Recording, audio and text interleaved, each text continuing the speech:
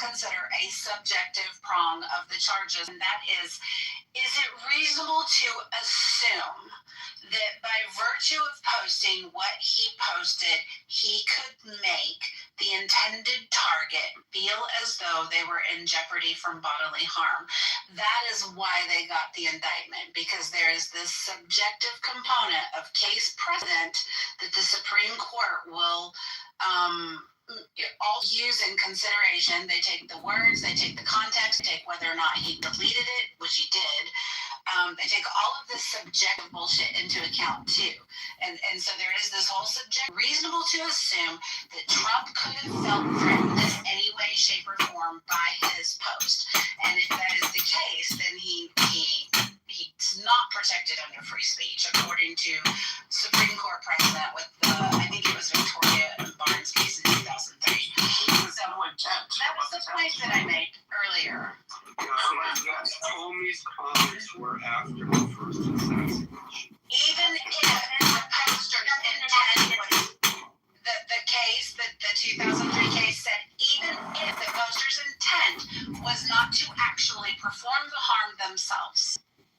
And so this is the whole reason that the indictment got passed down, is this subjective prong of what the Supreme Court considers. This is why he was indicted. This is the smidge of minimal chance that, this thing even makes it to court and isn't dismissed on motions based on the First Amendment right. But it is this whole subjective component, because that case said even he didn't have intent to commit the harm himself. If he could reasonably assume that the posting of the picture made his target feel threatened of bodily harm or death, then he is in violation. And hold that by 4 numbers? Hold on. I called after disagree. So I don't know how many remember, but I do. I think it was Chuck Schumer who was on one of the mainstream media interviews after Trump was severely critical of the alphabet agency. Trump said he didn't believe that they were being run effectively and that they had some corruption that needed to be addressed. And Chuck Schumer, I think it was Chuck Schumer's quote was, when you come up against the alphabet agency, Chuck Schumer on MSNBC. Damn, H-Check, got it. You do it. What was the quote, H-Check? He was saying if it comes after this alphabet agency, Was it worth interrupting? they have 101 ways to come up these. They have 6 ways to Sunday of getting back at you. They have 6 ways to Sunday. Popular American expression, and it means that they will retaliate. And James Comey was part of the alphabet agency. You can make the argument that Trump felt threatened. And so he's used to. It would just be a lot easier to respect these perspectives if you guys would just say what you really want to say, which is fuck the Constitution, we want to get even, burn them all. Wait. I want to clarify. I do not support Comey. Okay, I do not support Comey being indicted, and I don't think that the majority. There's at least one I in here. think you've made that clear. I think it's why now that are that was more for Sam's reference because he directed his comment straight at me and were digit numbers. I do not support the indictment of Comey. I don't think he's indicted. I'm simply making the case for why they were able to get the indictment in the first place. And I don't think that he should have been indicted. If you die on the hill of seashells, you're writing a blank check for the next Democratic administration to do this exact same thing. So look at the court case Virginia versus Black, and this was over cross-burning. And the courts. That's the case. That's the president case. Yeah, okay. So cross-burning can be considered a threat to intimidation or harm. Is it always the case? No. you can actually go ahead and do this, and you can set up a cross, and as long as there's not a reckless act or a conspiratorial or a threat to harm in that, or damage obviously to somebody's private property, then this is perfectly legal. You can do this. It's not anything different. So you have Do right it here. in somebody else's yard That's without. illegal. That's and it's an Yes. infringement on there. But that's Yes. that falls under a different, because that was articulated in that what is it case. So at the end of this, when you look at that precedent and saying here we have to be subjected to freaking morons burning crosses, and you may not like it. I may think it's really ridiculous and it's harmful and it's intimidating and it has those. It's still protected free speech as long as it's not infringement on somebody's personal space, harm, or property. Comey can do this by every precedent. He can do it because, again, you have to prove that he was going to be conspiratorial and to somebody that is sitting in that office, and that's not going to go over well. It's just you have a long road to do it, and this is optics at best, and shitty optics. It's not a win. It's actually a setback, which takes away the meaning of what just happened in that fucking Hilton hotel. It just strips everything away. Well, the thing is, like, there's a long road of, like, the Supreme Court overturning the decisions. Like, we can go Black vs. Board of Education, we can go versus Loving vs. Virginia. I can name, like, 100 other cases that the Supreme Court has overturned. So it's just, like, that's what you're dealing with currently at the moment. But what makes you think, I want to ask Brad this question, what makes you think that a future Supreme Court doesn't overturn these decisions? Why are you so confident about this? Why would they overturn it when they actually are? Yeah, but they could overturn it. I mean, like, you know, like. They could. I mean, I suppose I'd be against it. The Dobbs decision took 50 years. It could get overturned. What makes you think you're right about it, though? The Dobbs decision has nothing to do with this case. Yeah, that's what I'm saying. Like, the Supreme Court overturns their precedents all the time. But I'm not asking. Chief, we can make all manner of premonitions into the future as to what may or may not happen with the Constitution. But the fact of the matter is it's pretty clear that at least a majority of the room feels that it would be a bastardization of the Constitution. It would be disrespectful to the First Amendment to suggest that we should indict and criminally charge and potentially jail a man over seashells? Yeah, but why not, bro? They criminally charged President Trump. They searched his house. Whataboutism is exactly what the law is not supposed to engage in. Wait. You asked me a question. They searched through his house. They did everything. They violated so many constitutional rights that he had to do. And what they did to the January 6 people committed suicide over January 6. A hoax. Terrible thing that happened to these people. They became bankrupt. They lost every single thing. And then now you're trying to sit here and be like, oh, well, and now you're sitting here and be like, oh, well, you know what? You know, it's terrible what happened, but anyway, we're going to just move on with it. No, bro. You have to make the fear of death in these people in their eyes. So people like Comey can't go ahead and put hoaxes in other people's lives.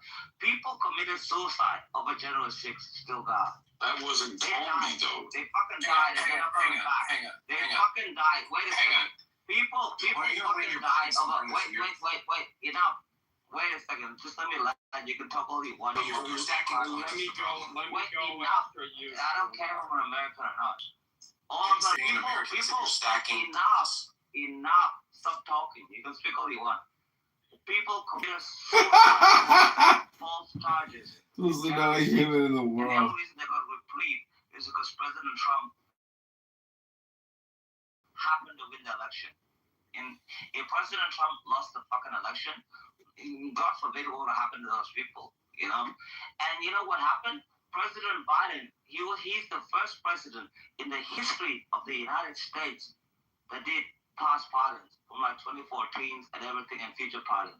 So what the hell? You're going to have to land this plane. You've added 17 addendums to one singular point. But all these points don't add to the conversation. you're about to be done. Okay, let me explain something really clearly to you. No, You're don't filibustering. abuse your both fucking You're powerful. filibustering. Let him speak. Listen, you're You're filibustering. bullshit, Your bro. look, and we Don't can keep doing abuse your this. fucking We keep powers, doing this. bro. We can keep Don't doing do this. this. Let people finish. Sir, All I I'm don't gonna need. say, he did. He did. Wait. He Well, did. yeah, that's what I was Finish. Before you finish, can we pause for a moment? Let me break out a legal pad and a pen so I can write down each and every one of the points you've made so I have time to respond to them. Stop talking. Jesus I Christ. should have done a long time ago. I just keep talking for no goddamn fuck. Check, you get 60 seconds. 60. Thank you very much. 6. President Biden was the first ever president in the history of the United States to do preemptive pardons and everything else like that. Why? Because he knew he led a corrupt regime. People in January 6th, they died. They committed suicide. They got bankrupted. The state abused them. The United States abused these people. The United States killed these people. And they did the most horrific, fucked up shit to these people ever in the history of the United States. And then when I hear it's a constitution, everything else like that, I don't want to hear about the fucking constitution. They put 60% of the FBI's informants onto these people. Why? Because they wanted these 15 people to die. seconds. I know, love. And they wanted to kill themselves. All I want to say is, you killed your own people. I don't want to hear shit about abusing powers of the executive branch. And I'm done. Let me go I heard you the first time, Ellen. Thank you. So, listen. Cheek, I'm going to respond to the moment in which you careened off the highway of rationale and nothing else. Because I am not presently equipped with a pen to have heard all 15 of your grievances and address them individually. Next time, I'd prefer we do them maybe 2 at a time if you can manage. Thank you. The moment you call into question, the moment you submit any other case, any other legal proceeding in regard to this particular case as a rationale as to why you do something or wish something to be done or why you think something should happen, unless those cases are directly related to this case by a legal precedent, you are absolutely participating in what about this. You're explaining to me why I think we should wipe our asses with the Constitution of the United States simply for the opportunity to get even over some fucking seashells. This is a lesson in how to be succinct. Thank you. Okay. Yeah. Also serious.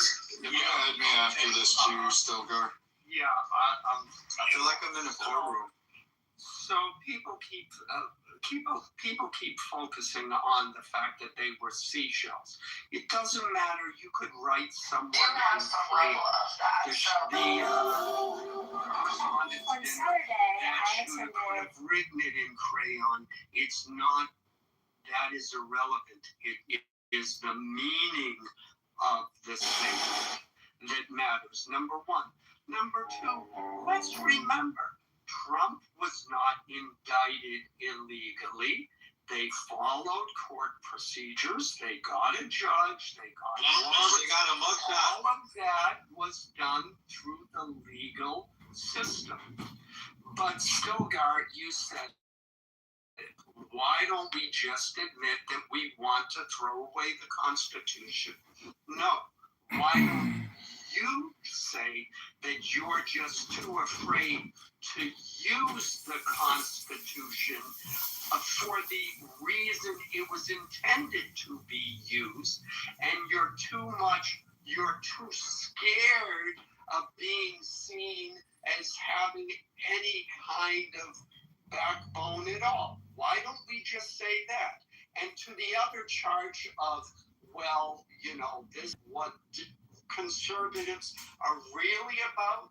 Well, if the quote real conservatives conservatives are too much of a pussy to actually use the Constitution to their advantage. Well, I think it's time for them to retire their badges and go sit in an old age home like everyone's always telling me I should do, and sit this one out and let the real men show them how to Using it as one thing, misusing it. Hold on, I'm after this one, Marshall. I'm gonna pack this up. I got it. No, I got Guys, it. we had a little bit of a queue going. I am going to give Alan's submission the response to his I'll be quick. respond to it at all, and I'm going to hand it to Viking. Thanks. Okay, so this is the problem. You have liberals that cross over into the Conservative Party and haven't been around a long time. They absolutely want to utilize the same fucking style of governance, just they would call it under Team Red. And this is a massive problem with conservatives and Republicans. We would never agree to this. We don't agree to this. Like, I don't like what Comey said. I don't like his little fucking picture. I don't like the fucking man, period. I think he's a fucking tool. I think he's an idiot. I think he's incompetent, as evidenced by him handling the Steele dossier, by his investigation of Trump, by him orchestrating and going along with the Obama administration and being complicit without coming forth to Congress saying, hey, I know you're saying Obama here, but he's telling me to go do this, and this is against the constitutional norms. This needs to be checked. This power needs to be checked. So there's a lot of issues. But what you want to hang your hat on is none of that issues. None of those. We want to do it over what Stilgar says, seashells painted or moved in an 86. You don't even know if he actually did it or if he came across the beach and they were there. You still don't know that. You don't even have those final determinations. You don't have all the facts, but you're cheering us on and saying, let the real men do it because we just want to cry about this because this one hurts my feelings. And it's funny because this is now the second time after my workday I popped into another room and there's another guy crying about Trump needs to be mindful of my feelings and how I feel on his words. Yes, there. You can't have that. You can't sit there and say, hey, it makes me feel icky, so I don't want to have it, and I think we should use the courts, weaponize the courts, violate the First fucking Amendment, a constitutional landmark. No other nation has a First Amendment in the correct category that we have. And it's so badass that Trump today dressed up the Revolutionary Guard in full fucking uniform and put them out to the Greek. Guess who? The King of fucking England. Badass. I love that shit. That shit is amazing. That's free speech at its finest. That's great. That's bad fucking ass. But now, in order to protect that free speech, I have to accept a picture from Comey. Otherwise, your tears are going to get everybody in trouble, and we'll never have that. And once it's gone, once you put limits on it, once you start suing, once you start doing the court shit, weaponizing the courts to try to play that game, we will lose it all. It will absolutely be gone. And why would you give up that much power to the fucking government already? I'll end there. Are sugar babies allowed to work in the government? Are who? Sugar babies. Depending on where they work, being a sugar baby is not necessarily illegal. It is distasteful. Like a It is like is grounds to get you fired. I think if somebody knows about it, that depends on your boss. Are you putting it on your resume, or are you just showing up there and thinking? Are for hire? Is that what you're suggesting? No, he's talking about that. He's talking about that government employee. Every time I listen to Brad, I realize what conservatives have lost for like the last 40 years. We burn all statements. What are you going to do, Brad? Like, write a strongly word letter to your congressman or congresswoman? I actually do advocating for fascism. That's kind of what I hear. Every time I hear like so-called... So, like, let's do this. What I can do is I can leverage money. I can activate... But it's just like, what are you going to do? You're going to write... Okay, so you asked me the question now for this fucking time, so now I'm going to answer it, you stuttering fucking idiot. I'm going to say this. Brad, he was already losing. So again, when I look at this and you think I don't have power, that I actually organize, I move people, I fucking campaigns to a high degree of level, that I actually get calls and if I want to back local politicians. And these are issues I'll bring up at RNC convention meetings. These are messages I'll sit there and tell people like Marshall, hey, when you're going out and canvassing, this is a major fucking concern of mine. This is a problem that I have. This is something I want to be remedied. So when you go around and tell people about this, Marshall gets these things, and I can spread it across the nation faster than you can. So again, I can also turn around and use the court to go ahead and sue those that want to infringe on it. Because I can't weaponize the court after you create this. So again, you need to shut up while everybody else talks. Check, let him finish. Yeah, so guys, as much as I'd like to see you battle each other, fat gay retards, it's not going to move either one of you closer to either one's perspective. Viking, you and I largely agree on this one. I think the fact of the matter is, it's not a lack of information. It's not a lack of information. It's clearly a fundamental disagreement on the morals and principles surrounding this particular issue. And if that's our Cheek's position, I don't think either one of us are going to change it. I don't need to, but when he asks me a question, I go to answer, and then he just keeps his like fucking gurgling, fucking gooseneck fucking going on. Then again, you can't expect me to. Nice to meet you, Marshall. If you keep this up, you'll be basically getting your symbols together, and he'll be cranking the Yeah, but I'm not worried about some know-nothing from Australia. Marshall, you're the same I love to have an opinion on politics. You're just like, oh, I know you're petty. It's all right. Marshall. You're the same. All right, we're giving the floor to Marshall. Yeah, Marshall, I think you're particularly adept at addressing these sorts of issues. Particularly with Connor. Well, I definitely want to hear your input on this. So what was the chief contention of the argument? As I understand it, we're talking about Comey. Yes, and So from what I hear from talking to lawyer and judge friends of mine is that it's not going to hold up under review. That it's going nowhere. Right, that it's more political than it is actually lawful, which, I mean, says something about abusing the system in the first place. Right, if you're going to abuse the Justice Department to politically go after somebody, then it doesn't really matter. I'm also kind of with Brett on this. How do we know Jim Comey didn't just walk up on that image? Right, the tendence to punish over perceived political slights, or what look like perceived political slights from a national point of view, I don't think are very healthy to the government and the Constitution. It shows that the rules don't really apply when the elites and the participants of government stop believing that the rules apply. Then they do weird, strange shit that ends in some sort of dictatorial, fascistic kind of end. You can play the game, but you can't play the game so hard you break it. And it's definitely possible to break the Constitution. And selectively applying it is exactly one of the ways in history in which those things then become null and void. The Constitution is turning 250 years old this year, right? Yes. Yeah, so I think so far, if I'm tracking correctly, Ann and Cheek are the only ones who think that this is a good thing. And he should be 100% it's a good thing. Marshall, Cheek, hang up, Cheek. And Ballon. Cheek. Well, yeah, Alan left the room though. I have a question for you. If you believe this is deserving of adjudication, what do you suppose the punishment should be? I don't know what the punishment should be, but a grand jury of the citizens in DC, a liberal city, we have no chance as a conservative. In DC, the one that educates. Why the hell did you not mention it the whole entire time?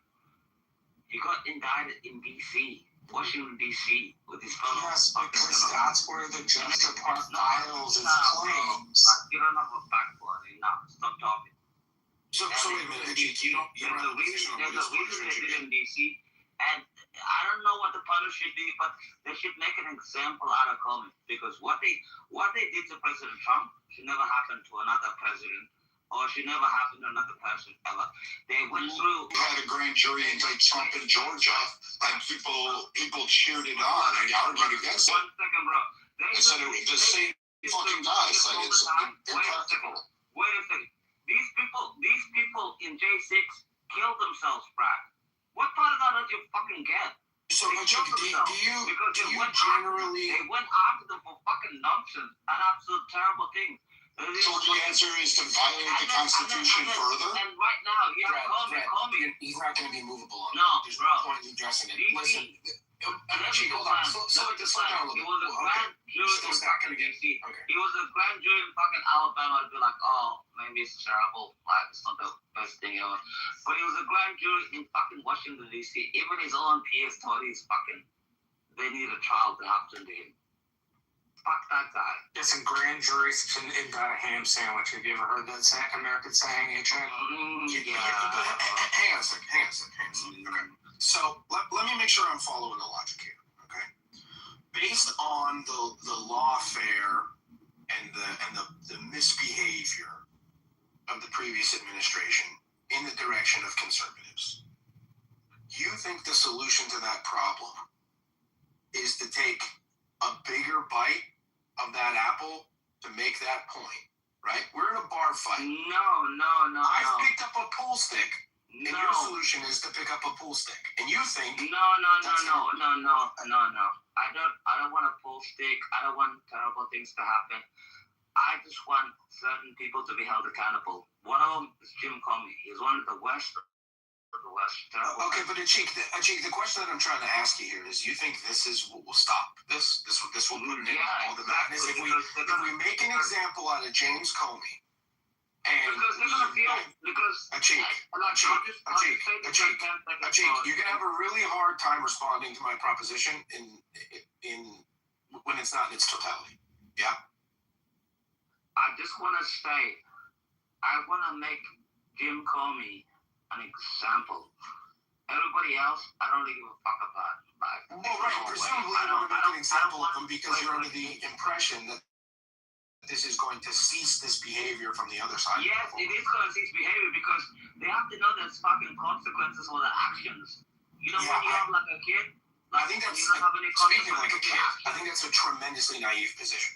You think that it's the not left isn't going to turn around? You think the left isn't going to turn around? Every single person that is a Democrat there, you want them to do the exact same thing as they did to conservatives? What the hell did you think President Biden pardoned people from? What makes you think they won't do it to conservatives? I don't want that. This is all I want. Wait a second, Brad. No, you keep babbling on and saying fucking weird shit. January 6th had nothing to do with it. You argued on January 6th that Trump saying we gotta go fight like hell was free speech and incite the riot. And now you're going to say this has to be. No, you don't stop talking. You're a fucking moron that comments on public fucking policies in the United States without understanding. It's just ridiculous. Brad, can I make a polite recommendation? Let's not interrupt Ajik while he's reestablishing. Fucking stuttering gooseneck, fucking Frankenstein sounding motherfucker. All I want is for this bullshit to fucking end. That's it. And that's You don't live here. Enough, Brad. I don't give a damn. Let's let him land. Fucking hey, go back to Somalia and fight for your own democracy. Enough, bro. Fucking hell. All I want is for this bullshit to fucking end. Finally, you know? Just let it. And one of the best to let it end, Jim Comey, the trial of his. I don't think Jim Comey is gonna go to jail. I don't think he's gonna go to prison. I don't think he's gonna spend any time with that. But they have to know that they can't do that in the future on everybody else. And that's it. Really. That's all I was trying to say for like the last 10 fucking seconds. But So, shut the fuck up. Ajik, help me understand how indicting Comey prevents this from happening all over again in the reverse when Democrats take power again. It doesn't. And that's the problem. So you want to make an example of somebody in hopes to prevent this sort of behavior from perpetuating, rather than just deciding, I why don't we? Chief, brother, look, okay. So you can accuse me of mod abusing all you like, but that's about the 11th time that you interrupted me in the middle of a sentence that I waited until you were done to start. Okay, I've yielded to you more than half a dozen times at this point. Hi, Monica. I think, as the kids say, you need to calm your fucking tits. All right.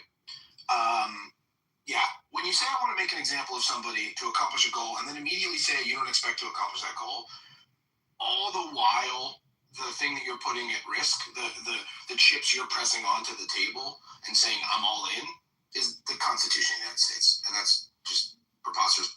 Stilgar, the issue I have is that we all stood. Well, maybe not you. Maybe.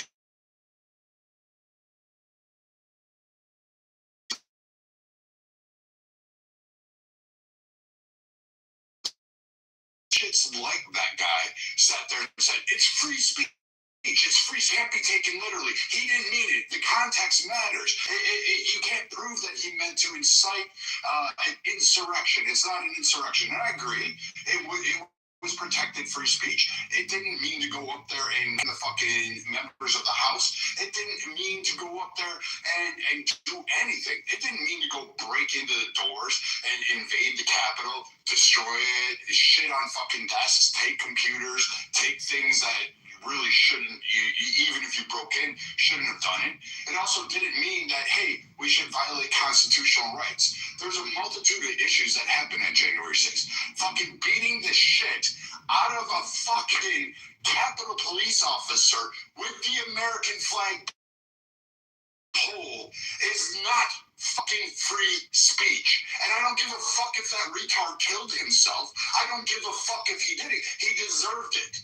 Because again, he violated not only the sanctity of our Constitution, but decided that he was going to go attack the government and beat some poor schmuck who makes 35 fucking K a year, who was just sitting there trying to say, hey, you can't come in here and trash the fucking Capitol building.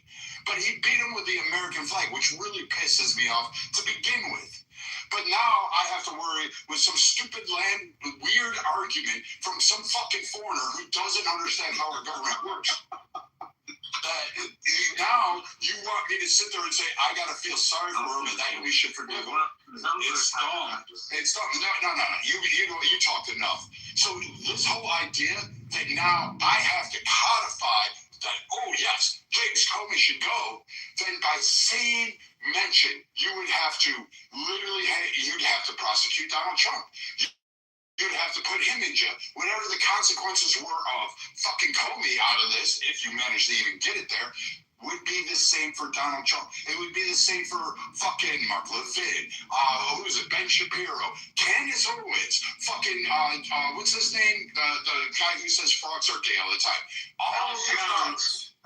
Yeah, you would have to say Charlie It's an eye for an eye argument. And that's Yes. the problem. The civilized world doesn't handle their problems that way. So, No, I mean, it's either the rule of law or we don't have law. But Brad, the problem here is we've described our position ad nauseum.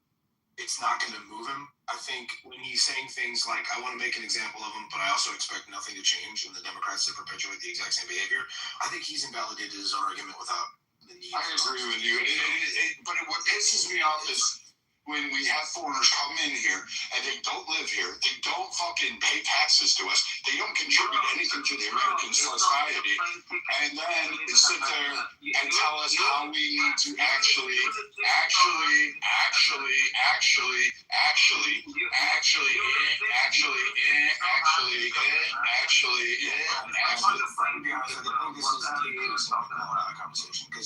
But again, tat thing, the tit for tat thing isn't fun. Like, we could do the dinner for schmucks thing at any point, and call him a retard, no matter how retarded I think he is. But still, listen It's to going to this. move the conversation forward. I agree, but again, we shouldn't let foreigners who don't live or partake in our governance or our country actually comment on how we should run our laws when clearly They have their own issues in their own fucking country, and when we talk about that, they lose a gasket on it. You wouldn't think it's The problem there is you're running headlong into an authority argument. You're suggesting that like, he can't have an opinion. all I He gotta certainly do doesn't have is pick up influence. a plane ticket to fucking Alabama, and I'm an American. Of course I can have an opinion, but it's a really annoying and ill-informed one, and one which bears, no matter what his opinion is, doesn't really affect his life. He's commenting on stuff that affect our lives, which I guess is fine, right? Like, he's entitled to it because it's on a fucking audio app and I can't stop him. But it is a little bit insulting to have somebody who is governed by different rules advocate for the essentially ripping apart of your own system because from across the ocean, he thinks that we just don't have a spine. Right? Like, there's something about that is belittling, it's condescending, it like presumes that they get this opinion without any pushback. And from what I've seen of A-Check, most of his opinion is rather anti-intellectual. It's all feelings based. Okay, but Right? how about this? So I guess the unpopular opinion. So I agree that I think that these charges are validated, and I mean we had a group of our peers vote on this for him to be indicted. So like jury duty, a group of our peers voted for him to be indicted. So then they did due process, right? So like. And it wasn't that, and I agree with you that yes, there's a grand jury. It's a similar response that was done to Donald Trump when we said, "Hey, this grand jury, you can indict a ham sandwich." Yeah. And they got it. They shopped it, and they did that whole thing. Same thing in New York City. They got it. They got their little indictment, and they got to go forward with it. And we all called it out. We said this is an abuse. Yeah. This is lawfare. If we decide at this moment to say, "Hey, this is our way we get our get back," instead of actually fighting the true fight, the moral fight, the Constitution, the rule of law fight, then we have just abandoned everything that we are, and now we're just a blur. We either have to have that framework now, even in the face, right now, the most, like, whatever shit you want to. Like, Jimmy Kimmel saying that shit, that the first lady looks great as a widow. Like, I hate that shit. That shit's, like, that really fucking twists me in a certain way. As a personal level. Yeah. But the idea that I want to prosecute him? No, I do not want to abuse the law or weaponize it. Now, if he was in a bar and said that shit to my face, yeah, I'd punch him. Nobody's talking about that. You know, We were talking about the prosecution of James Comey and Jimmy Kimmel. Can I reset, guys? Investigated by the FCC. I want to abuse my powers because what I keep hearing is one person is talking and somebody keeps interrupting. You're not going to get your point across. And the whole point of these conversations is you're going to hear things you don't like. But wait till the person's done and then say, "Hey, can I speak?" And then say whatever you got to say. I guarantee you that person is going to allow you the same respect. There's nothing more annoying than hearing 5 people talk. Please. So I just want to finish it and wow, you just did it. Right when you started talking, you interrupted him. Please, bro. So, and do you understand the point under what we actually have to do? Yeah. Do you agree or disagree with that stance, or do you still hold and say maybe this one's a little murky, we should let this go? Yeah, I mean, I think that this one is a little murky and we should let it go. But I think that obviously the process that we went through was just us. But yeah. Yeah, I mean, I think that's the question at hand. Is do you want to use Comey as an example? My opinion would just perpetuate this behavior into the next administration, and the one beyond that, and the one beyond that, and it turns into a race to the bottom. Or because at its core, it's stifle do you want to set the example of not perpetuating that behavior, looking at a pile of seashells on a beach and going, this isn't a hill worth dying. Let's lean into the First Amendment. Let's lean into the principles we've been using to fight against this kind of behavior the entire time, and stand on our 2 feet and not get our panties in the knot over some shit. I'm torn. Why? So let me ask you a question, Anne. Why are you torn on this particular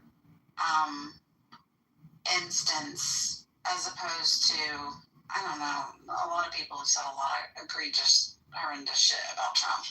Like, what's the hang up in understanding that, number one, like if you do even a little bit of research into the 86 and how the 86 is historically used the majority of the time, yes, in the context of FBI, DOJ, CIA, they will oftentimes use 86 as a means of meaning remove, but very rarely is it used in the terminology of kill or eliminate.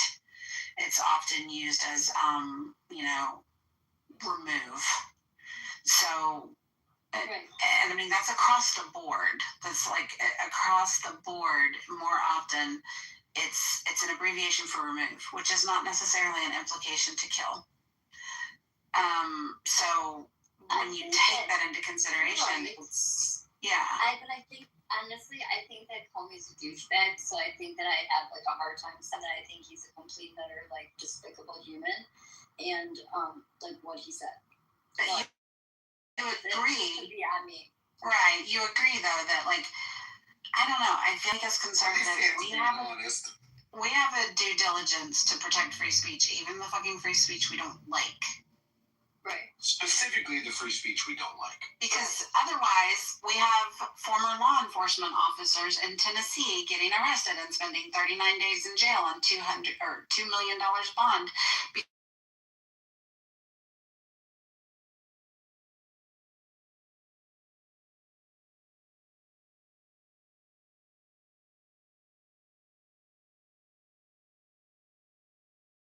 Is leave the freaking free speech alone. Again, I think it'll be adjudicated. Like, I haven't looked at the Comey indictment fully, so I'm speaking. I'm speaking with. I haven't read it personally, but like the Don Lemon thing as an example, like going after Don Lemon for that kind of shit. Like, I have no issue with that as long as. Me either, but that was a violation of civil rights. Sure. It's entirely different. Sure, but that's my point. Is like if you're going, I guess this is also a president who's been shot at a couple of times and had three separate attempts on his life, right? Like, I would be shocked if he wasn't upset about the entire, like, obviously Melania's like this is nuts. Like, we need to lower the temperature. I don't know that this lowers the temperature, but like something needs to fucking happen. This is crazy. And again, going after free speech is one thing, but like, I don't know. If there's a legitimate indictment here, more power to you. Whatever. Yeah, I think that's my problem. Is I just don't think this is not the hill to die on. This is not where I want my tax dollars being spent. I'd rather my tax dollars being spent on something legitimate, criminally wrong that he did, and I'm just not sure that this meets that threshold in any way, shape, or form. At this point, I'm not worried about my tax dollars, considering the bullshit that our tax money did. So, like, I've given up on my tax dollars. Let me put it that way. I live in the state of Maine. My tax dollars. There's fucking potholes all over the street, and like tons of homeless people everywhere. And we pay the highest tax. Like, and I obviously know that's on a state level. But if you look up the gross, disgusting waste and amount of fraud that's in the no doubt. Then I'm like, okay, like these indictments are a drop in the bucket. I understand where you're coming from, but I'm also like, I don't really care.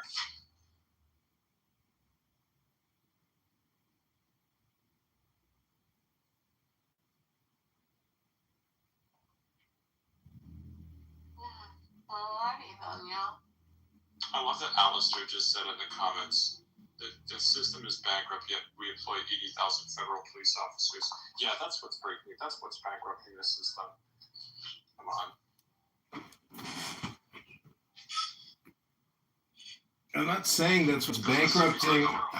I'm not saying that's what's bankrupting the system. I'm saying the system is bankrupt. And if we want to save money, we could fire maybe half of the FBI and just defer all those responsibilities to local police. We don't need all these federal agents. And in fact, the federal workforce is down 40% from when Trump took office. And that's because everybody just kicked rocks and said, fuck it, I'm going to retire.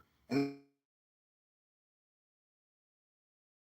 people in these positions, and what we have is a bunch of left wokeists. In my opinion, we should purge the entire system, shut it all down, and put it all back up on one Palantir platform. You may not like that recommendation, but when $50 billion of your tax dollars are being defrauded in California through Medicaid, and the state only collects $50 billion in income, what's the fucking point? Shut it all down. It's completely corrupted. I rest my case, and I am complete.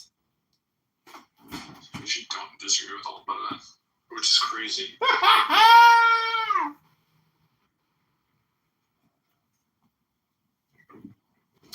I mean, why do we need Medicare, Medicaid? Pay as you go. Oh, I got to go to the doctor. Okay, great. Now the government is going to pay for it. But we don't need this annual, quarterly, and annual budget billing system. We need pay as you go. The country's bankrupt. We need innovative financial transactions to help alleviate the stress. Hello? Do you guys know this guy? Hello? Yes, this is John Kitover.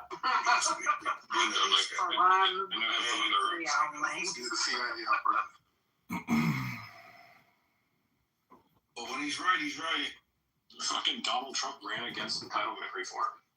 Can we all remember that? Like in this last Well, he's right. Nikki, He's right. Ron DeSantis. Like that was Donald Trump's line of attack. Was I'm not going to touch your Social Security, Medicare. Like that's what's bankrupting this country. It's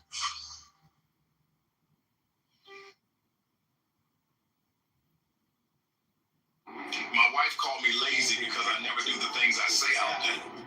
I thought it was depression. This may be the single greatest summary of Islam. Some Muslims are not that extreme, that they are moderate, where the fun Goes into a cave, and there's a river sweeping through Egypt at this time called monasticism. Made too much If you want to become a Christian, you should give away your money and live in a cave as a hermit. Just withdraw. You know, it's sort of like our version of the separation of church. I'm just going to withdraw from politics. I'm just going to enjoy my own relationship with God. And so they're called desert fathers. But Muhammad goes into a cave. And the spirit appears to him and squeezes him and commands him to read it. The second time, it's like, no, he's drinking out. And then finally, he began to utter the sight. And that's how the Quran came to. We get these verses on the side until he memorized it. He should go straight to very similar to rap music. Arab Seymour method is much of it is rhythmic, kind of wild chant. Goes back to his wife, Khadija. She's 40 years old. He's 25. He had worked for her, and then she marries him. And he tells her that he thinks he's demon possessed. And she decides to test the spirit according to the shop and so she has him sit on her left thigh. And says, "Can you feel the spirit possessed over there?" And she began to disclose her form and take off some of her veils. It's supposed to be a real guy. Did you do a shady? Is that what you did? Terrible person. One of the West. Ben is wonderful. I love Ben. What are you talking about? I like Ben as a person, but he's taking Ben. You like time honored traditions. because of my PTR. We're just dealing the first person with most people think middle-aged white guy. Bro, I don't even give a shit who the fuck you are. Just change it from ethnic or dang. Let the man rest in peace. I don't give a shit if you're black, if you're white, Mexican, if you're Kosovo, if you're Jewish, if you're Irish. I don't want to give a shit. You want to think I give a shit how the fuck you look like? Just change your PTR because the second people look at me, ethnic or dang, you must be a good guy. But no, you're stuck in half of the things that you think about. The rest No, he's not. Don't take a shovel. Don't take a shovel while he's digging. But the thing is, it's terrible. I don't understand why he does that. It's terrible. changes. It's a horrible thing he's doing. I want peace. I want problems always. Oh my gosh. What I'm saying, I want peace, I want problems always. It's not my stance. People People like you actually make this thing, you know? as a Anthony Bourdain thing. Serendipity and other people we can get along, but you Oh, he's still up. I was going to say, I'm not touching him. I had some popcorn for lunch. My hands are a little slippery.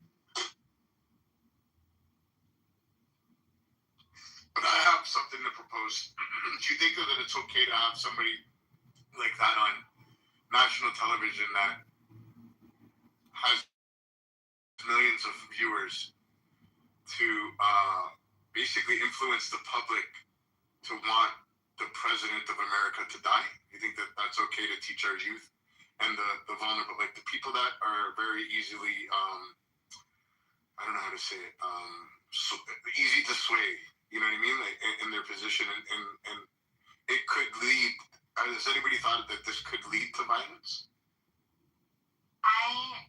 They should indict Jimmy Kimmel while I was going. I have strong feelings about this.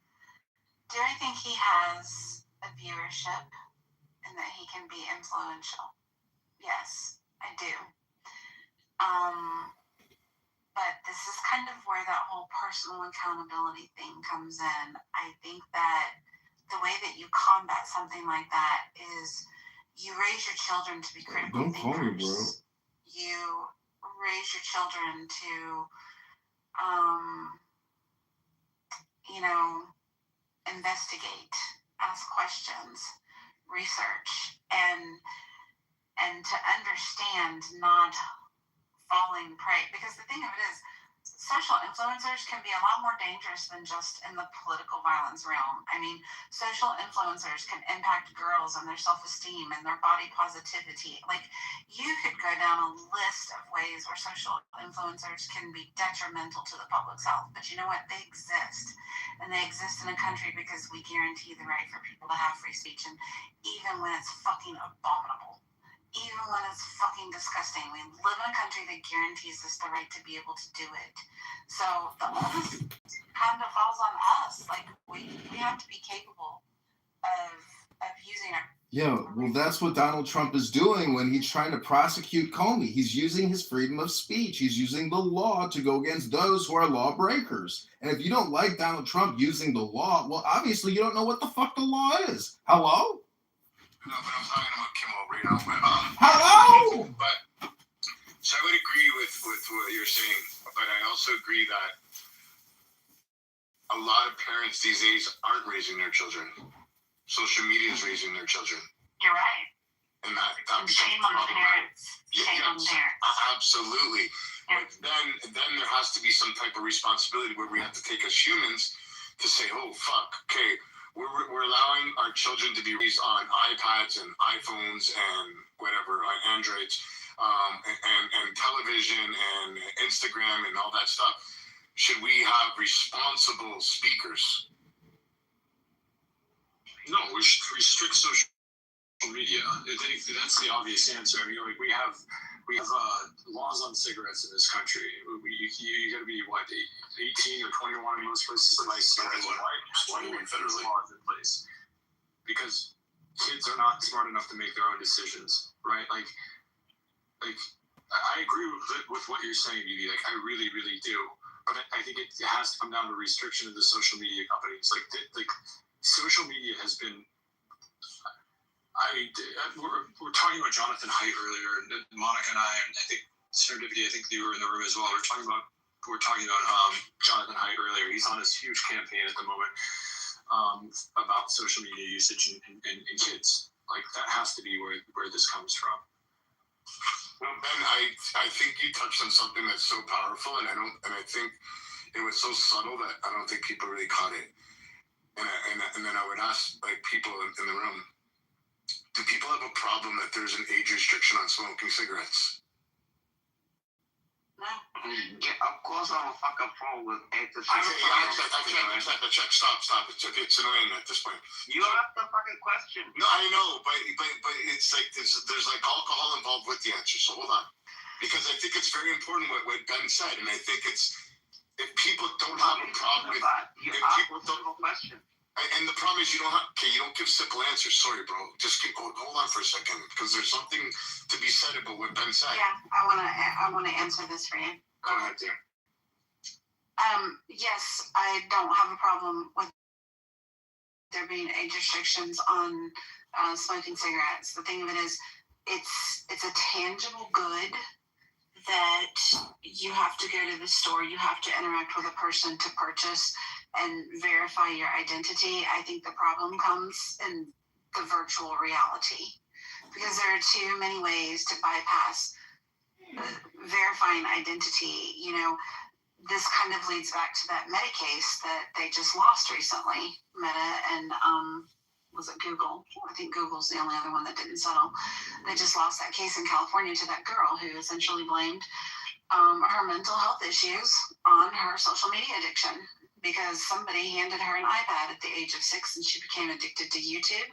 And by 11, she was addicted to Instagram. And, you know, she sued these companies, and generally they're protected by legislation that protects them from being liable due to content posted on their platforms. But the problem was they said that they didn't take enough actions to make the platforms safe to protect against children, like make them difficult for children to access. But when you have parents who are logging children in, creating accounts for them, bypassing all of the rules, I worry that this is a slippery slope again to curtailing our First Amendment right. And it's an entirely different ballgame when you're talking about virtual versus in person. I think the restriction on purchasing of tobacco products is clearly not effectual, right? There was a dramatic decline in cigarette usage, but it basically tracks directly with the increase in vapes. And now at this point, they're like Motorola's buying up companies who are developing vape detectors to be placed in like middle schools, right? There's a massive market for this. The private sector is running at full steam ahead to attack this problem. So the question is does this legislation do anything? And we've seen I think it was 5 or 6 years ago, something like that, we raised the age from 18 to 21. And now you have to be 21 to legally purchase cigarettes in this country, or any tobacco product for that matter. The sale of Zins and Snus and these sort of like nicotine pouches and vaporizers is at all-time highs amongst those under the age of 18. So it's clearly not having an effect. Now, to follow, to open that, do we think that there needs to be tougher laws on parents? Like, does the government need to step in and have more control over the children?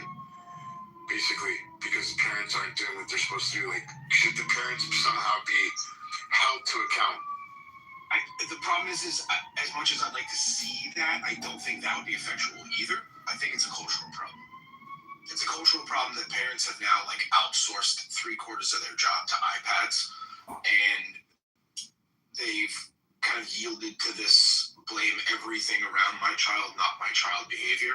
And I don't think there's any type of legislation that we can implement that would improve the quality of life writ large and also improve the condition of that issue. It would have to be tremendously authoritarian and make more victims of like putting parents in jail for their behavior.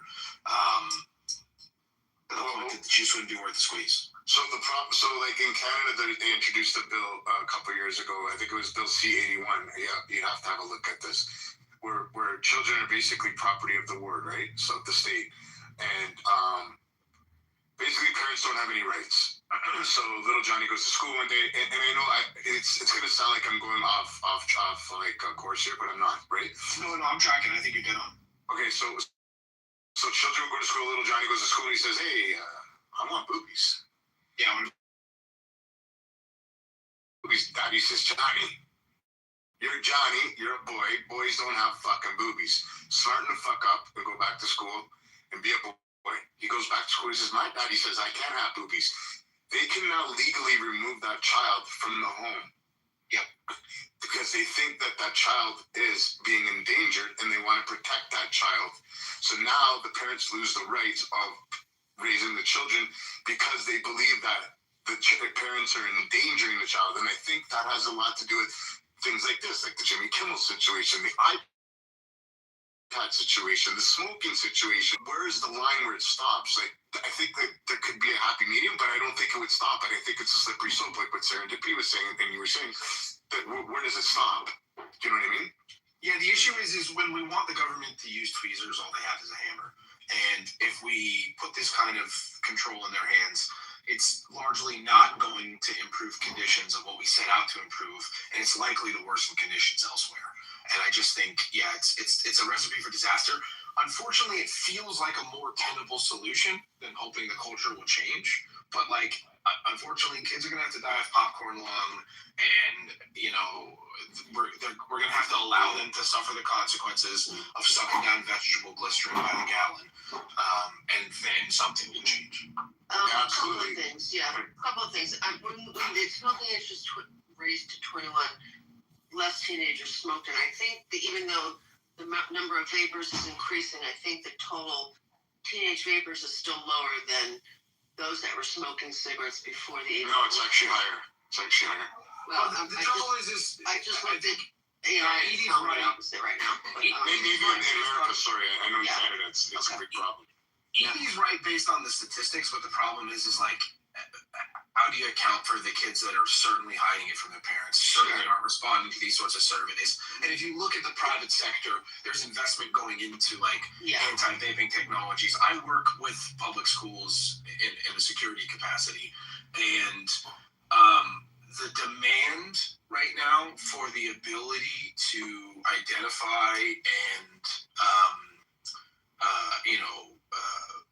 address the behavioral issue of vaping in schools is like the number one topic on everybody's mind. It's more important than school bus crashes. It's more important than school shootings at this point. And you go online right now and buy a 510 battery, which is like a commonly used variant of battery for vaporizers that looks like a fucking a highlighter, right? Like, there's products being marketed to enable children to do this. There's products being marketed to prevent them from doing this.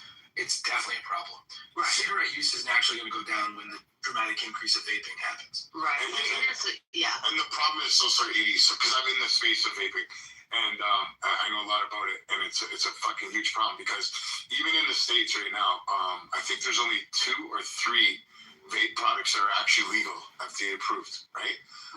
All of these vapes that you guys see, like Craze, Aloe, they're illegal. Yeah. But they're selling them like crazy. So making laws changing the legal age doesn't seem to be the way to do it because manufacturers are still targeting these products. The problem is that there's only one company or 2 companies that are manufacturing vapes in America. The rest are being manufactured in China, and they don't give a fuck what they're putting in it. And so, but the ones that are legally doing it still will find a way to target younger people, even though it's not legal. They'll just say it's not for younger people, even though we're making it in bright colors and all this stuff, And then you have, stores are selling these things, just like with THC products. There's stores all over the place in states where it's not legal unless it's a dispensary, but they're still selling a THC product that, that they're not supposed to have because nobody does anything about it. Well, look at Florida.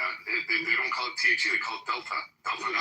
There's stuff that's actually labeled THC in stores. So I don't know how big THC is an umbrella category of a bunch of different molecules. And what they're essentially doing is creating these loopholes in the law to circumnavigate certain rules and make these THC analogs that are then legal for sale in this gray market capacity. The problem here is I firmly believe that is like a direct result of what we see as the government. Right. Well, I think that's the point I'm getting to. The government, and when you talk about social media, so there's still kids still can't go to see like R-rated. I don't think they call them R anymore, but right, there's still restrictions. No, they're still R-rated. No, they're R-rated. Just the cover, okay. But so I was like, well, then what's the problem with having that social media? But then the rest of us, adults and everybody, are going to have to put some sort of ID in when we log in, right? That's the only way to verify. Other than unless they just say, are you 18 or over? Which obviously isn't going to verify unless you put some ID, which I don't think we want to do. Put an ID every time we log into social media. So the government trying to regulate these things, use the government to control these things, it's not a good solution. I don't think we want to keep giving the power to the government to it. It has to come down to the parents. And although it's hard to do, I mean, that's the only way you're really going to do this. But that's what I'm saying. Some of these things are not doing their job. Some of these things are the fault of the only way to. The parents need to start doing that fucking job, because you don't want to rely on the government to do it, because it's not going to work. Some of these things are the direct fault of the government, and like the cannabis thing is, it actually makes the argument to these other categories insofar as if the government would do what the clearly overwhelming majority of the American populace wants, which is like federally legalized cannabis like Canada did, then we wouldn't have to have all these loopholes and workarounds, because unfortunately some of these loopholes and workarounds are totally innocuous and they buy it at the head shop and they don't even get high and it's no big deal. Some of them are bath salts, right? Yeah. Bath salts was the same thing. It was analogs of other compounds that were otherwise made illegal. This is like a problem of the government not appropriately regulating. Can I interrupt? I hate to interrupt people. I just want to point out one thing. I want to bring everybody aware to the chat of the threat that I just got from that check. And I think that you guys should all be aware of this. BB, you're a wanker, and I hope you shit yourself in public. I think that's uncalled for. And I think we should all stand up against shitting yourself in public. Shitting yourself in public. That's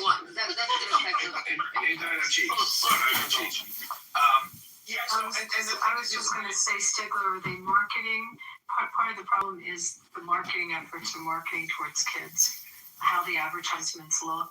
I mean, we have that problem in my industry. It's a big problem, and there's mass torts actions and big lawsuits that have been settled because the marketing is appealing to kids. And, there's obviously... Any marketing is appealing to a child. Yeah. It doesn't matter if it's geared to a 50-year-old. I understand that. Largely what we're getting at, though, is what we're saying. Yeah, I mean, we have it in the gambling world. It's a big problem. And the government's lack of action in terms of vaping leads to, like BB said, there's 2 or 3 vapes that exist in the country that are actually able to be legally sold, and the rest of them are operating in this weird gray marketplace. Crackdown's kind of ebb and flow at this point. but what does the packaging look like? That's not the packaging. Like, people are what I'm saying, Abby, is that's what's incentivizing the sale of these products in these gray markets, making them more easily accessible to these kids. Right, and they look attractive to kids. I mean, I was talking a minute ago about a vape battery that you can buy on Amazon. It looks like a highlighter. It looks one-to-one highlighter. Crazy. How long are you guys going to go on about vapes? Because we haven't even gotten to COVID-19 injections, for all these youth. I mean, that Pfizer, Coca-Cola brand push. Wow, what an incredible marketing. Moderna, J&J. Oh, wow. I think there's a misconception where people are thinking that the packaging is what attracts children. It's not. It's the flavors. It's the fact that it's strawberry. I have a genuine question. So let's just say, for the sake of argument, you added kerosene to cornflakes, and obviously nobody's actually going to do that. But there are consumer protection laws. I ask this as a genuine question. I don't have an answer to this. But you see this RFK Jr. is doing a bunch of shit where he's saying you can't have all of these harmful chemicals in our food, which is that should be well, no shit. But is there? I ask you this genuinely: is there any recourse for that to say, hey, these chemicals are really, really harmful, and you just can't sell this in this country because this shit is just really. The problem is the chemicals aren't harmful until they get heated. Okay. So. And then it changes the molecular structure, and that's where the chemicals that are in vapes, they only become harmful once they ignite. Once they get on the heat, the battery heats it, and it turns into the vapor. That's where the poison comes into effect. Before and that's to your earlier point, the whole vape market was a niche market. There was kind of a nice little cottage industry of mom and pop shops popping up, and people who wanted to be into the vaping thing had to like wind their own coils and make their own canisters and like build these vaporizers, and they were largely like purchasing the vape juices domestically, and it was made here. Going to any gas station within a 5-mile radius of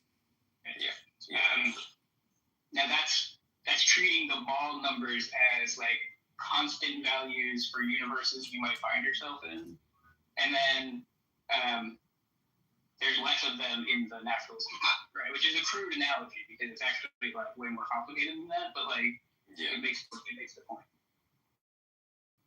I mean, I have this thing in my Islam essay, which is just I have it be numbers drawn on a piece of paper, drawn out of a hat. So I'll call it the hat argument now, but anyway, it's just the fine-tuning argument for God. For atheism. No, we should call it the stepping in the buckets argument. And stepping in the bucket is a thing from baseball where you, instead of stepping towards the plate with your lead foot, you step away from the plate. Thank you. Do you guys mind if we just quickly, Deepak, can you just cover, because I don't know how much time I have, can you just tell me what happened with your resolution with Zelini? I mean, I actually, you asked, I messaged you. I mean, you asked the question, like, I can answer that. Okay, but, I mean, can you tell me, since I don't know how to read? No, I was like, you just think that, like, it boils down to him thinking that,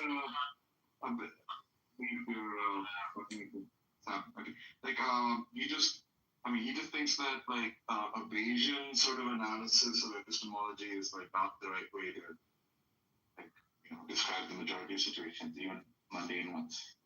I mean, partly it's based on, mostly it's just based on the fact that that doesn't actually describe how people update their beliefs, right? But they do.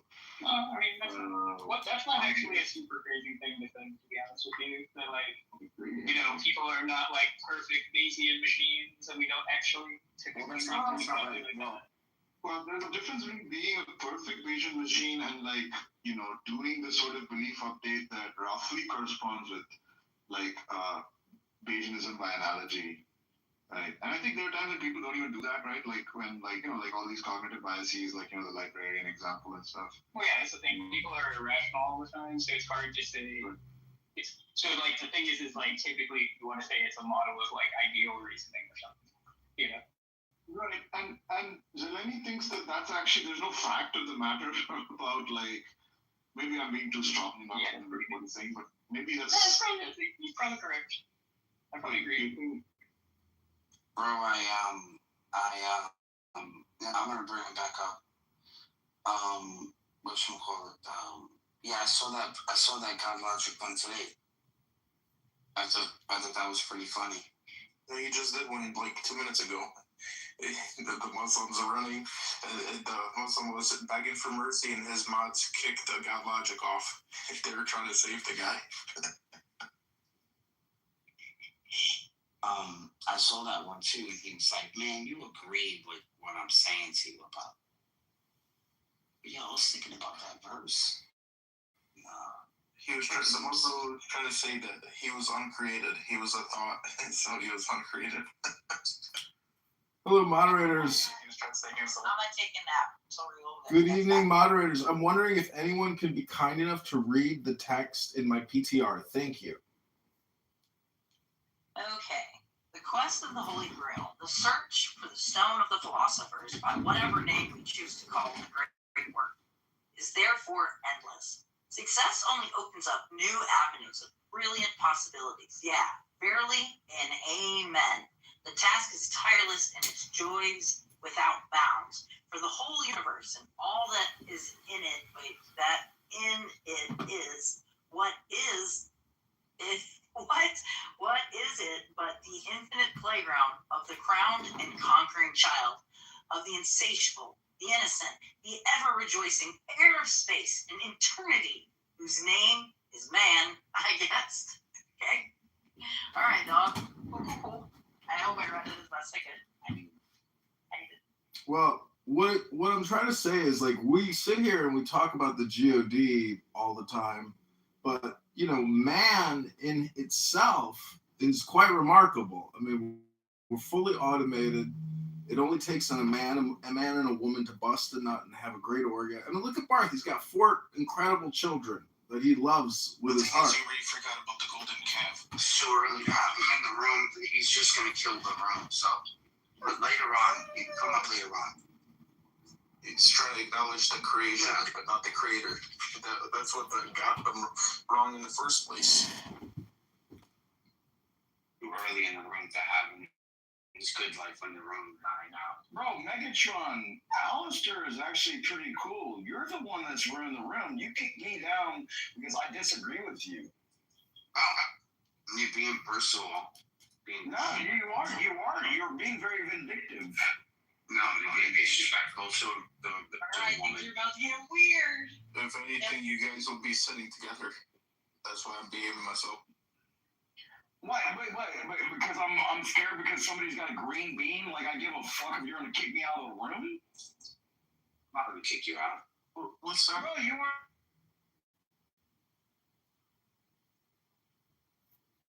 Here's the other thing. Here's how it started, and I think this is also a more reasonable question to ask. Is like, let's say there's a claim and you use it to like update your beliefs, right?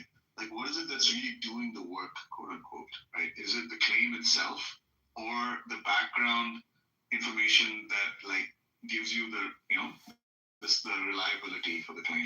Yeah, I've explained that point to Deepak because you can just say, look, the claim in this context is like a piece of data of like, it's an observation that somebody is like testifying to you or something, or they're assenting to something or whatever. So it's like the data is like an observation of a person doing this, and the idea is like, okay, you could tell me what my background is, right? Like I could just be like, in this kind of context, people are usually honest. That's just like an easy one, like you could come up with other ones that would also make it happen. Moderators, I'm just wondering, I know you guys will go on forever, so I'll have to just speak up. I'm wondering if somebody could read my PTR. Hello? I'm gonna leave it, Victor. So, Jesus Christ. So you have that in your background, right? Before you get a claim, right? So you haven't made this observation yet of a person, testifying to something. I never killed one Kurd. But you killed the Shia as well. More than I got fingers and toes. And they let you live and suffer life. Like they have a $50,000 fucking price tag on my head. They let you live because you suffer like a pig. I suffer like what kind of pig? Like the pig you want to throw your pearls at me? So you granted them a martyrdom, right? But they granted you hell and fire and suffering. Dude, I was pathetic. That's why you sound like a fucking devil here. Yeah, like he has like the best for you. Okay, I'm calm there. And as a result of that, dude, I'm a Georgia boy. You shoot at me, I'm gonna shoot at you. But like, I just wasn't there to hurt anybody. I was there to be a medic. Like, it's not my fault you turned me into the old me. The problem that increased the proclivity. You're not shit, bro. So don't talk to me. Bro, I'm not shit because God is great and I made myself small. Yo, we didn't film people. Go on down. Because I had a gun and people were shooting at me. What kind of gun did you have? An M4, a 249, 12 gauge, and an M9. What are you doing with 12 gauge? Got it. Dude, when I wore my full battle rattle, I was 130 pounds heavy. But I would do 12 miles and on 6-hour dismount.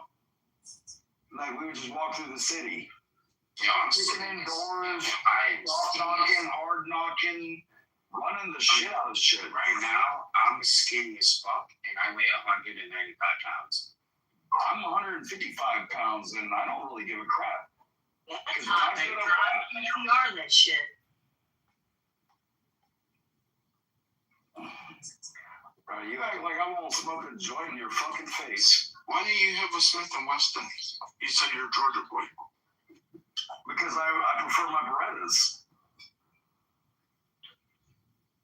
Like, dude, I am a Georgia boy. I have my own gun range in my own backyard. Like, dude, it's 8:30 right now, right? You know, what if I go like 1, 2, 3? Should we just call the FBI? What the fuck is this? Oh yeah. I love Jesus.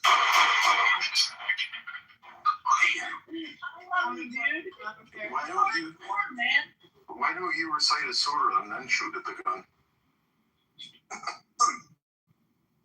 I think it's when you kill Sunnis, you're allowed to have a gun in your ass in case they try to kill you back.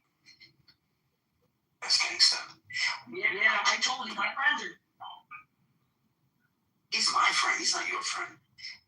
He's been a friend for years on this app. You just met him. That's him. I've been on here for 5 years. Everybody knows you. Oh yeah. What up? I can be drunk and retarded, or I can be really sober like I am now and tell you you're full of fucking shit. No, you're not. You're not going to be shooting in front of my door. Dude, if I wanted to get rid of you, I wouldn't even, get anywhere near your door. Oh, Joe, Megatron is a friend. All right, you two should be friends. Well, I'm not trying to pee on his leg and tell him it's raining. I get that. But you guys are the same, cut from the same cloth. You're just a southern version. He's more than. Well, that might be the inherent difference. Or a vast difference, because I'm a man and.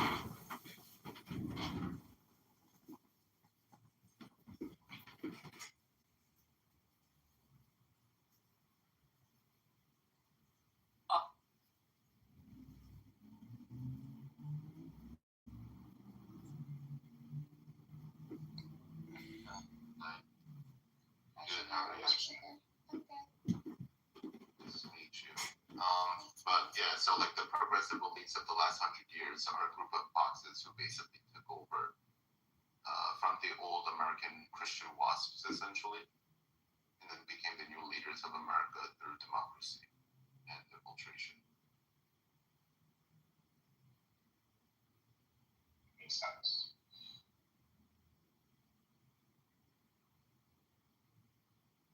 I like how you compare current CEOs to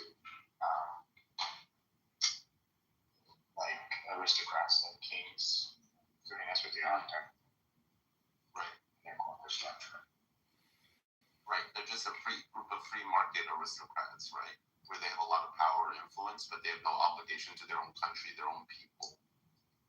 They just have an obligation to their own family capital, essentially, right? To their corporation. Right. So now all the aristocrats, merchant class, and middle class owe no loyalty to their own country. And we have globalist capitalists, globalist finance, but we also have globalist consumers who want to buy cheap goods from China, right?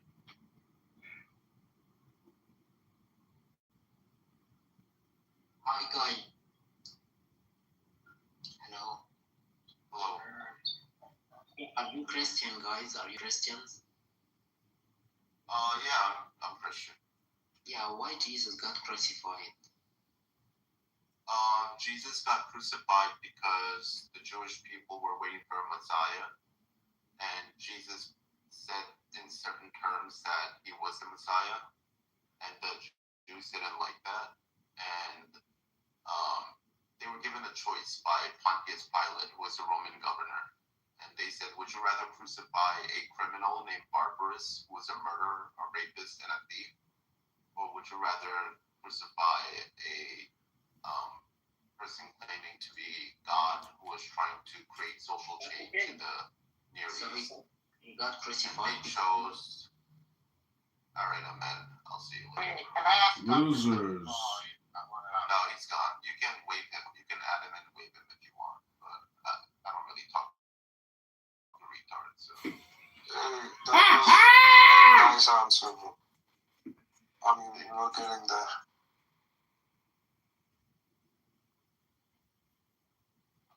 There are different ways to see the figure of Christ. One of the things he was trying to do is bring back the custom of the Jubilee, where you forgive the debts of the lower classes that Jews used to practice, but started practicing less and more with the Pharisees. And, the Lord's Prayer is forgive the debts of those who owe money to you as if you would like to have your debts forgiven. But a lot of modern Christians changed that word from debt to sin, and they kind of missed the mark on that. So I would say a lot of Christians aren't really Christians. They're subverted Christians. So what you're trying to say when people say Jesus died for our sins, it's Jesus died for our debt? Our debt, correct. What about you? But I think that makes even less sense than sins. Or maybe because I've heard it so many times. Right, correct. I get where you're coming from, but it's not just sins that he died for. It's also debt, and because the forgiveness of debts is what prevents indentured permanent servitude of your family for the next 1,000 years or 500 years. And the Jubilee that the Jews practice is what in a way are preventing their own people from becoming permanent indentured servants. Whereas liberals think that there's nothing wrong with permanent indentured servitude.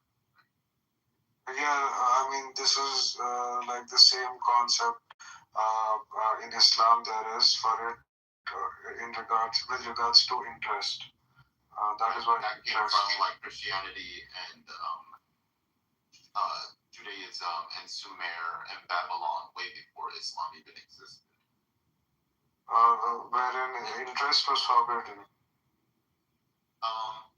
Too much interest was forbidden, but instead of giving people money and welfare, what they did voters was of the 16th district. This is John. Sumer, right, which is one of the oldest civilizations. You can see this in all the Near East derivative civilizations like Babylon and so many different groups of people in that region before the Jews. But Jews, I think they practice a lot of what is it called? The practice of interest usury or something. Right, but that's when they more came to that developed more when they became a minority of the Romans and then came into Europe, right? And there weren't that many jobs for them to go into, so then they went into usury, yeah. But the Catholic Church historically were against usury until they weren't, and until they weren't the power structure of Europe. And the Catholics are the last Christians to practice the Jubilee, actually, historically. What is the Jubilee? The Jubilee is the forgiveness of debt of the lower productive farming class so that they wouldn't be in permanent indentured servitude. But how can a church forgive the debts of farmers when the debts are with the banks? Well, because in those times the church had a lot more influence, so they could. And then in historical Sumer, let's go back to pre-Christianity and pre-Judaism. How did ancient Near East societies practice debt forgiveness? There was two types. One was that every time there was a new coronation of a king, he would forgive the debts. And because the debts were taken, let's say you were a poor farmer and your tools broke and you're a poor farmer, so you can't buy it, right? You would go to a local temple, which is the religious, or you would go to the king and the king's state and ask for a loan. Okay, and over a period of time, those loans would stack up, but you were still able to produce wheat productively because you got those loans. So every 7 was coronated, all those steps would be forgiven, and you would have a clean slate again.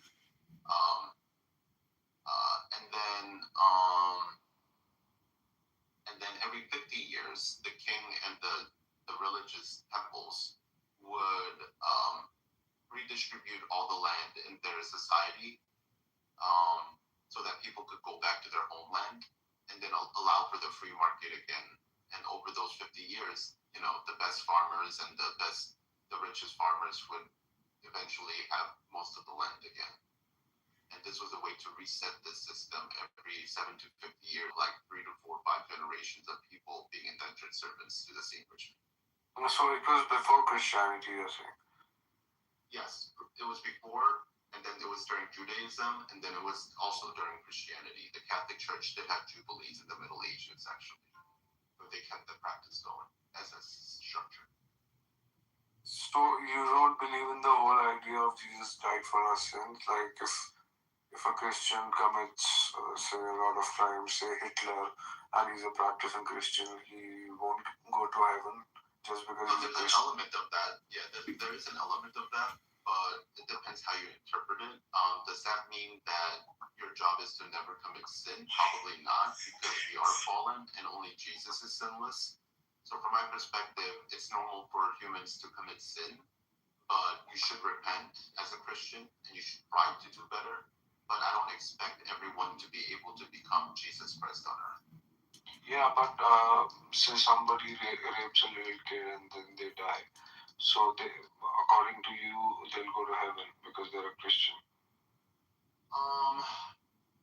That's where I'm like a little bit unsure. I don't know if it's just a belief in Christ or repenting of your sins and then trying to be a better person in this material life before you get to heaven, right? And trying to actually change your life for the better. I think that process is what makes you Christian. And what is the concept of repentance in Christianity? Repentance is asking for forgiveness, understanding that what you did was not a good thing, that it was bad, and that you should try to change your life so that you no longer live in that type of lifestyle. So it's not going to a confession. That is part of that. Yeah, like that is part of it. The confessional is part of repentance, right? So this couple, they like constantly like fighting all So the what time. if Jesus died for your sins, then what is the point of She repentance? chases him around town. He keeps screaming at her. It's like a comedy routine. Because I put him on YouTube last year. There they are again, getting in the same fight. He's leaving. It's like she just cries and chases him. Why are you telling this? Why are you leaving me alone? It's so crazy. Alright, everybody, this is my garden here. In Chicago, this one's dead. So as long as Amazon fail, another Amazon fail. This little guy here is sprouting up quite nicely. And we're going to try to put it in a different... But you think Christ is God, right? Holder, see how big we can get it to grow. So you're becoming like God? There's another little succulent. I mean, these are all succulents. Our succulents over here. Why all religions worship their gods. I can't believe it. Are more like them than and there's only I don't think so. Not all religions. Are they still fighting? Not all religions, but I would say where do they go to now? Having this idea of a God above you. He's like, I'm gonna punch you in the face. From your perspective as an Indian. No, I'm not a Hindu. Call it a day. Like, why does the man have to also add to the drama? Can anyone explain that to me? Like, isn't that kind of gay?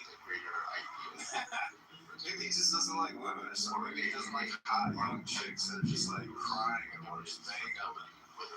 He's like, I'm gonna punch you in the face if you keep talking to me. Stop. You could have Indian gods that everybody. We're going to the front of the house. See if we can capture gods, but from another angle. I think you may. I told you I'm not a Hindu. I have no idea. I'm a Muslim. So But I mean, we worship God just to like thank God or whatever, right? And just to worship Him, to let Him know that we are His servants and whatnot.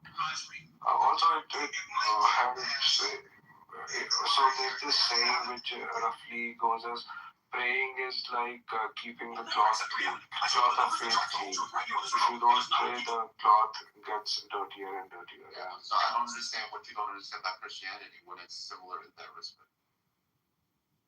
No, I mean, we can't be godlike. I mean, that's like the absolute the biggest sin that you could ever do is try to be godlike or something. I would argue that if you truly believe in God, you should break every commandment as much as humanly possible.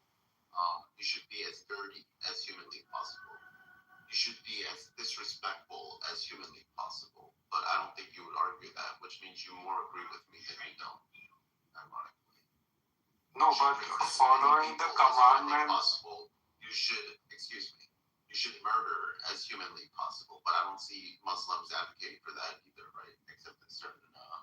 But following the commandments doesn't make you. Wait, can you just agree with me like on that, or can you disagree with me on that point? Like, is the point of life to be as sinful, to be as horrible of a human being as humanly possible? I had to figure out whether her vitals, whether we can't, whether she was really going through something. A greater, I gave her a little bit of like, aspirin. Actually, I gave her an Excedrin, which is half. Can you repeat what you're saying? I'm sorry, your accent. Just. So, do you think the point of life is to be as murderous and rapist as humanly possible? To lie as? No, of course not. No. Okay, then you are trying to be better as a fallen creature, actually. So you do agree with me, actually, that even though you say you disagree with me, actually you agree with me more than you think. But what do you mean by a fallen creature? People who can't be perfect. Okay. Yeah. Yeah, I'm really not interested in having a debate about Islam and Christianity, to be honest with you. No, I'm not. I'm just trying to understand what you're saying. The guy, whoever. Read about it. Go read. There's like thousands of books on Christianity and analysis and all this stuff. You can go read those books. Okay, fair enough, man. Yeah. Don't get hyper on me, it's all. Yeah, it's all right, exactly. So, go read. Yeah. Hi, Gio. How is everyone? Hey, how are you? How are you? Yeah, long time no see. Bye, Karsha. Hi, everyone. Hey, Samia. What's the topic here? We're talking about Christianity, Gio? Yeah, PPL wanted to interrogate Christianity. No, I was just trying to understand what you were saying. The last guy that was here, he asked a question and then Gio was answering, so I just went off of that.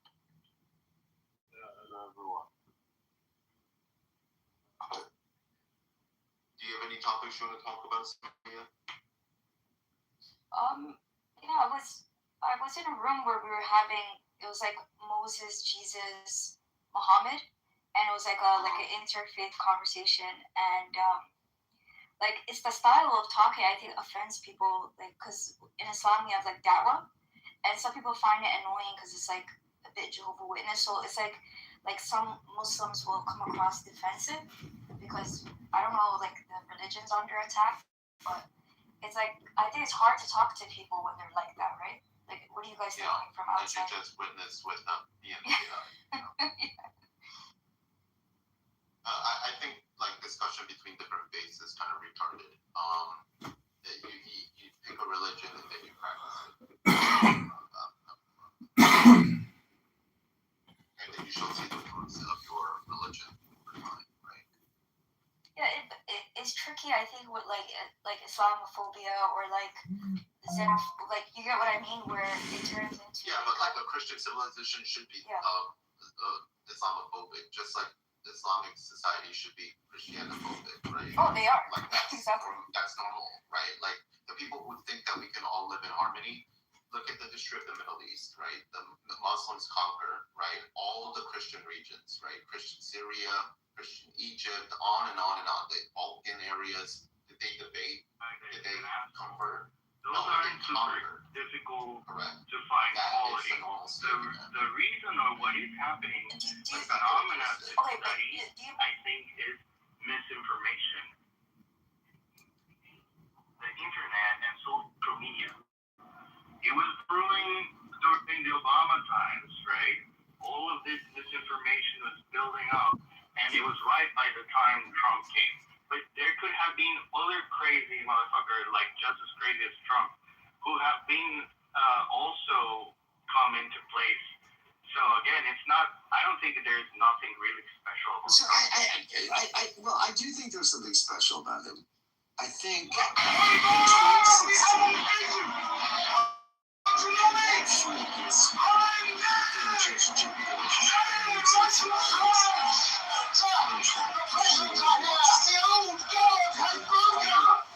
The advantage Trump had was that he had 20% negative. So it's very interesting. Which direction one of the moments in the was so interesting was Kasich is continuing on something, and Trump just calls out his own levels. Out of his pocket was the craziest thing I've ever seen this day. Crumble piece of paper. This is why I'm like in the middle of the stage, and Kasich is down there at like 2%. I like 20. And he's at like 2. I was the only time I've seen him explain to people that your place on stage is related to where you are. I would speak honestly. And I think he would have never less. I would speak again if it was a 3-year race. I pledge my banners to renew it. I will never serve the usurpers or the wealthy later. But there are battles to be fought. The other thing he did, and in times like this, which I think was, so basically, I mean, the reason he lost, you have mustered an army and you're escorted with turning aside from our judgment and taking a course I myself deem reckless. The second thing is, for good or ill, people wanted this. You are a leader of men. And if you declare yourself, the Lord will follow you. They never took you for a time cloak. And so, knowing Nearest intentions are good, but what we need in this moment is a king. And I think that's why, I mean, the day I have already right, very, very capable people, Hillary and Harris, both were capable people. But people didn't want capability, they wanted disruption, and that's why he's the subcontinent. Well, that's you kind of making my point for me in terms of the time makes the man, and where Trump has an undeniable genius is he understands the attention economy. And Chris Hayes. No. And like people at the time, like people trying to rationalize like Trump winning and say that he would have destroyed Jeb Bush and Ted Cruz easily. The reason he won is because he won on lies and rage, right? And he would have won with 3, 2, or 10 Republicans. And that is why he's willing to be. That's why he's able to win versus other ones. If people are not willing to say the crazy shit that he says, and he is. That's the advantage that he has. On rationalize, there is a really good reason why people voted for him. Carlos, isn't that kind of what I'm saying though? Is the attention economy. He understood the old paradigm of how you run to be president could be ripped up, to Scott's point. I'm in the middle of the stage. I've got 20%. In effect, you're an idiot. You're a nobody. You're on 2%. You're at the end. Like, no person running for president would have ever said such a thing. He understood how you run that he could say that, and it would garner him more press. And also to Scott's point, I'm a traditional reader of that primary, and I think Scott's right. There were 10 potential Republican nominees running in that primary, and as I read it, when he was winning in a crowded field, he was only getting about 30% of the vote. He's running in that primary with 20%. He's moving into 20, but the field was so big that that's all he needed, and his media attention and all the media kissed his ass, and it's so interesting. I mean, one of the I remember Joe DiMaggio and Nina Brzezinski. They had that guy and at one point he said, "You guys have been like supporters," and Mia, they freaked out. They were like, "We're not supporters. We're just taking you seriously." You're absolutely right. You just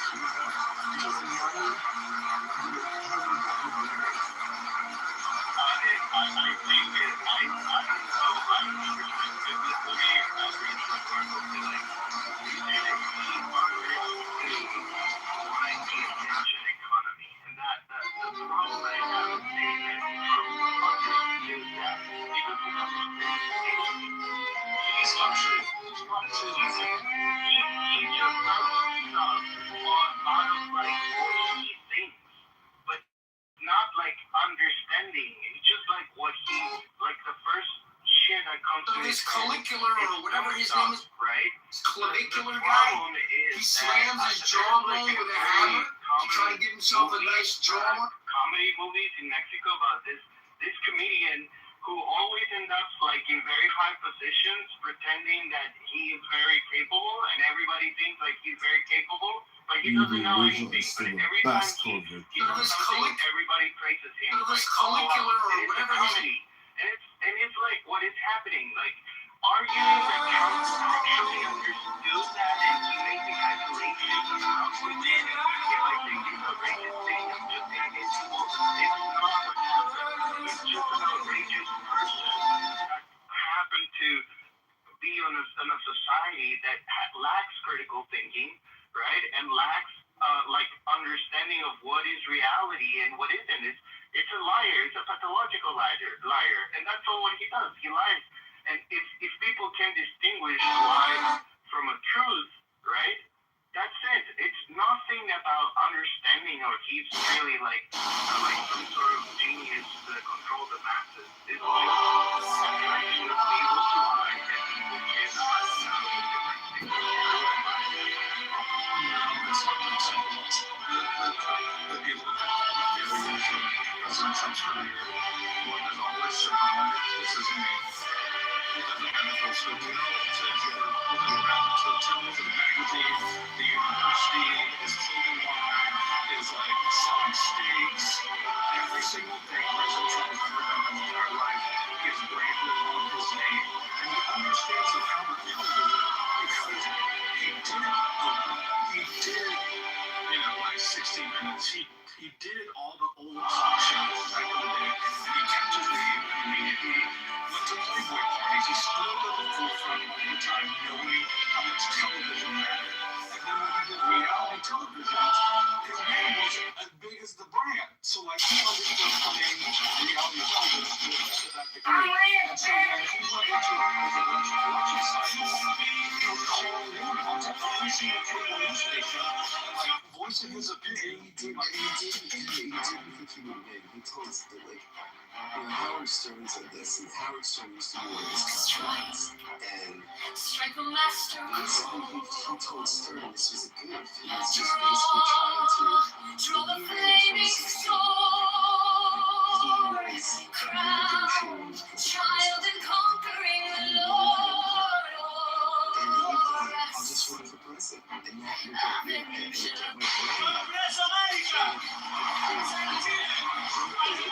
basically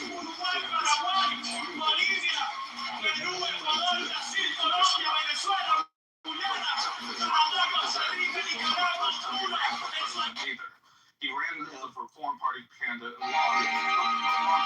that recognizing TV, which is like because I work in campaigns and I've worked on the Republican side as a political consultant, and I've been at the presidential election level. He understood that. And they all know media 3 times on TV, just about all of the news and hours of coverage. They got you by the balls. So I'll tell you what they are. 10 years in the $1 the prosecution. Absolutely. Yeah, to Scott's point, the field was too big, so the dinners are all split up. So Ted Cruz was competing for Democrat voters against Kasich. Everyone was competing, like splitting it up. And the problem is that they could outspend the amount of TV time that President Trump got away with. So yeah, he was smart. He wasn't lying to 100% on himself. His name recognition was so much better than everyone else because he stayed to the forefront his entire career. So to label him as an idiot ignores what his survival skills, and his survival skills is Exactly. So saying that he understood that being on TV every day was useless with him, as if that is something like only a genius could understand or foresee, is what it baffles me. That's not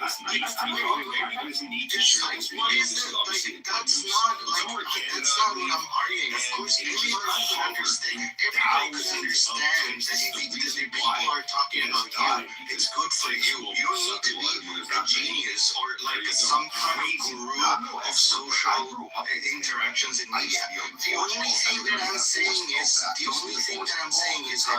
guy is an idiot. He is an idiot. The only thing that happened is that because we're in a society that lacks critical thinking, people cannot distinguish between this guy lying, right, and telling the truth. And because of that, he maintained the support through the whole thing. He came out of that stare, and the first things that he said were very, like, stupid stuff.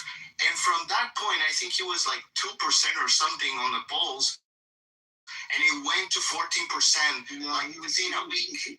Actually, this is where you're missing. The truth is probably somewhere in the middle. He was at 20%. Wait, from the whole time. No. Before he came out of the stairs, he was not in 20%. That's not true. The truth is probably somewhere in the middle. Like, he's uncouth and crass, but I don't think he's like some Otto von Bismarck level brilliant strategist, but there is like a brilliance to some of the stuff he does just as an emergent phenomenon. He always has been this way, never surrendered or whatever. He lies to a degree and frequency that would make any traditional politician blush, but he also, in a similar way, like tells the truth about some important things, and that's really why his star began to rise at the same time that there was just such feckless leadership on both sides, and there was, the professional political class had failed us, the neocons had failed us, and so people were willing to take kind of an experimental treatment for what they thought was an incurable disease. And coming down the stairs, he was fucking dead on about immigration. The wall, as retarded as I thought it was, probably would have been a good idea. Like, some of his instincts are actually spot on, and then he does lie about insane other things that, like, strain credulity. So immigrants, right, and this is from the Cato Institute, right? Undocumented immigrants are revenue positive for the country because they pay taxes and they don't consume services. So I mean, he's wrong on See, that's not true. These things get tortured, but it is true. But reducing everything down to just GDP like misses the point. Like it's always over-indexed. Even if I would concede you that point, it's demoralizing. It's corrosive, like the tissue of a healthy, stable cultural society when there are all these carve-outs for laws, when population enters and demographics shift beyond any kind of natural, 1 degree at a time evolution where people can be folded into the broader culture.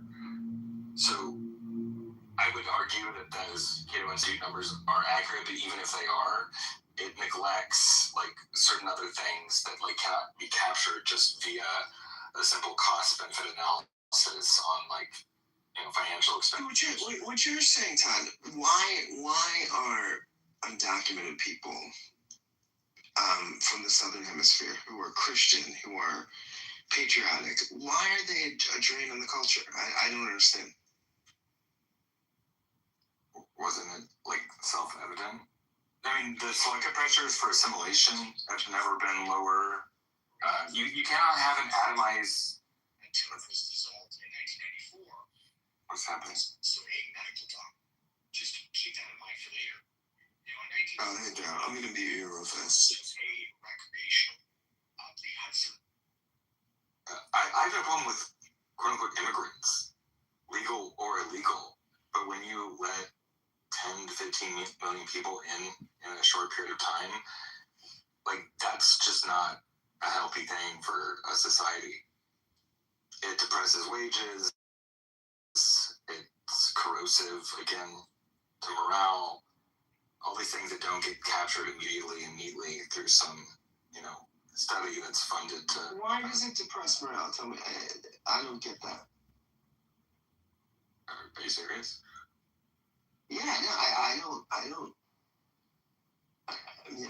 don't find. I have like millions of people illegally enter your country. This isn't Ellis Island. Like, you cannot have the same level of mass migration when you have welfare, where immediately you can sign up for services. There were people getting flown all over the country. There were people being put up in nice hotels. Again, I don't necessarily even care, like, woe is me. From just a purely pragmatic standpoint, that's not a healthy foundation for a high-trust society. And it retards people's, like, buy-in to, like, work hard, follow the rules, because there's this, like, gross asymmetry, which is usually, again, benefiting capital far more than it is the middle class. Like, this used to be something that was really important to the left at one point, and then it kind of flipped, but this absolutely depresses wages. I don't understand how that would not be demoralizing. So if I can ask him a question, demoralizing, I'm genuinely curious, like when you say demoralize, like if you don't mind if I ask you where are you located, and when you say it's demoralizing, can you just more specifically say for whom? Yeah, I'm with you. I don't feel demoralized. Okay, but I'm not arguing on Todd's side here, but there is a large precedent for what he said. If you to look at the 1840s as mass German migration to the United States and Irish, and you read the newspapers of the time, and people were worried that the specific Anglo culture of the United States was going to be lost. Ditto, you move another 50 years on from that, in the late 19th century, it was Italian migration. People were worried. The chattering classes were worried.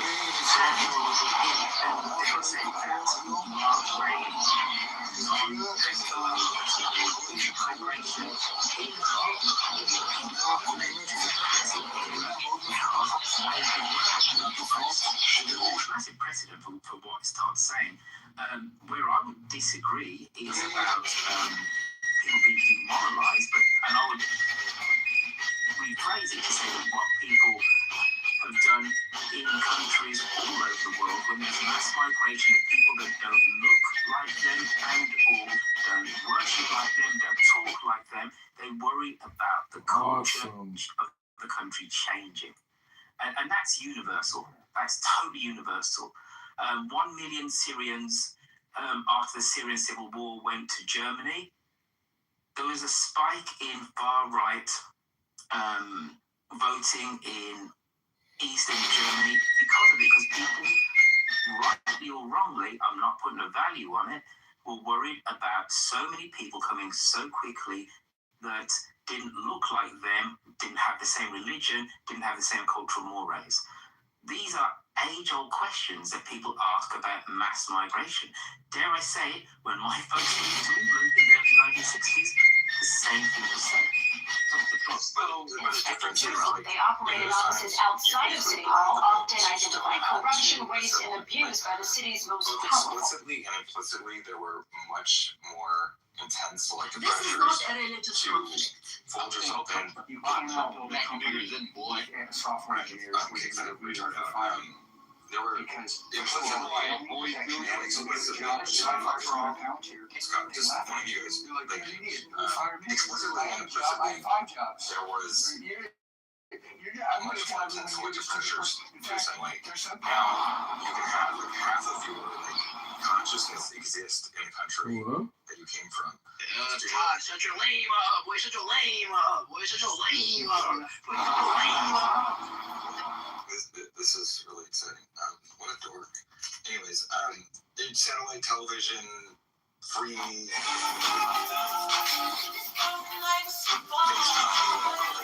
we would have to pay. Have you tried using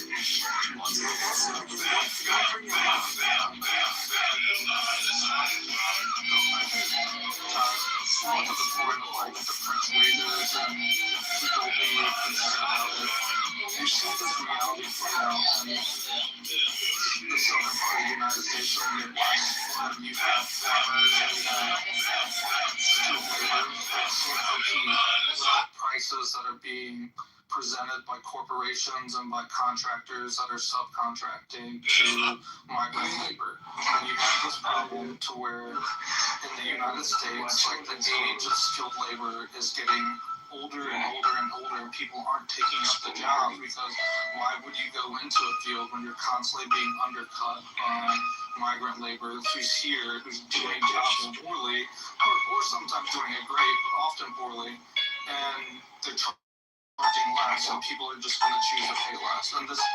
And you have the same thing with corporate firms, and they're not beholden by the federal government, they're not punished by the state government for hiring migrant labor because it's subcontracted by 7 levels. So like for a small farmer, eventually they lose their farm, and the quiet despair that happens in this country when people sell like the properties that they've done, or they sell the businesses that they've had for generations, it's happening over and over. It's quietly happening in places that maybe you guys aren't from, but I've seen it happen to generations of people. And I'm an immigrant. Like my family came over in '75, so like I'm not beholden to this, but like my family chose to assimilate. But I've seen what has happened. Henry, where in the country are you?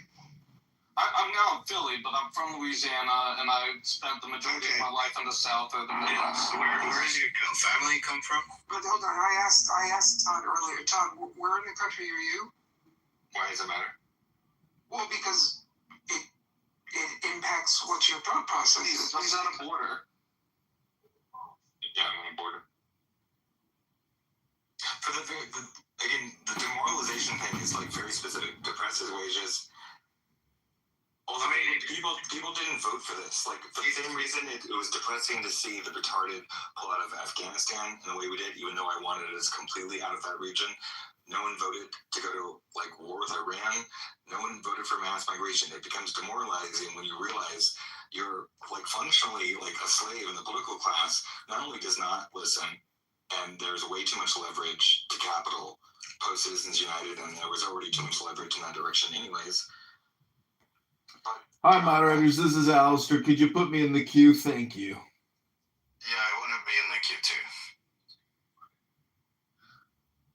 So the reason I ask is because the idea of the demoralization thing is something that, it's a very specific word when you hear it, right? So I was, talking it's a word. Like words are specific. Like what is it? So if you let me finish, I'll get to it, right? So I live in New York City, born and raised in New York City, and immigrants, at least here, because someone earlier mentioned Ellis Island, right? So immigrants here have always been, despite what I actually disagree with what Royfield said, because the immigrants here have always been.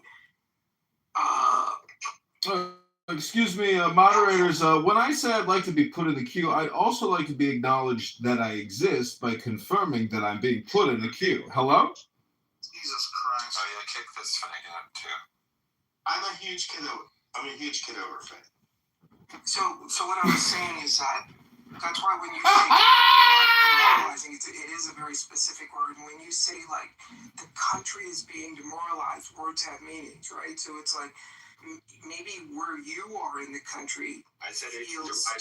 Oh, I'm sorry, Todd. Did you just say kick this F word? Did I hear you correctly, Todd? No, you didn't hear anything. I said it's demoralizing. Did I say it's like? They kicked me! They kicked me! They kicked me. Oh my god.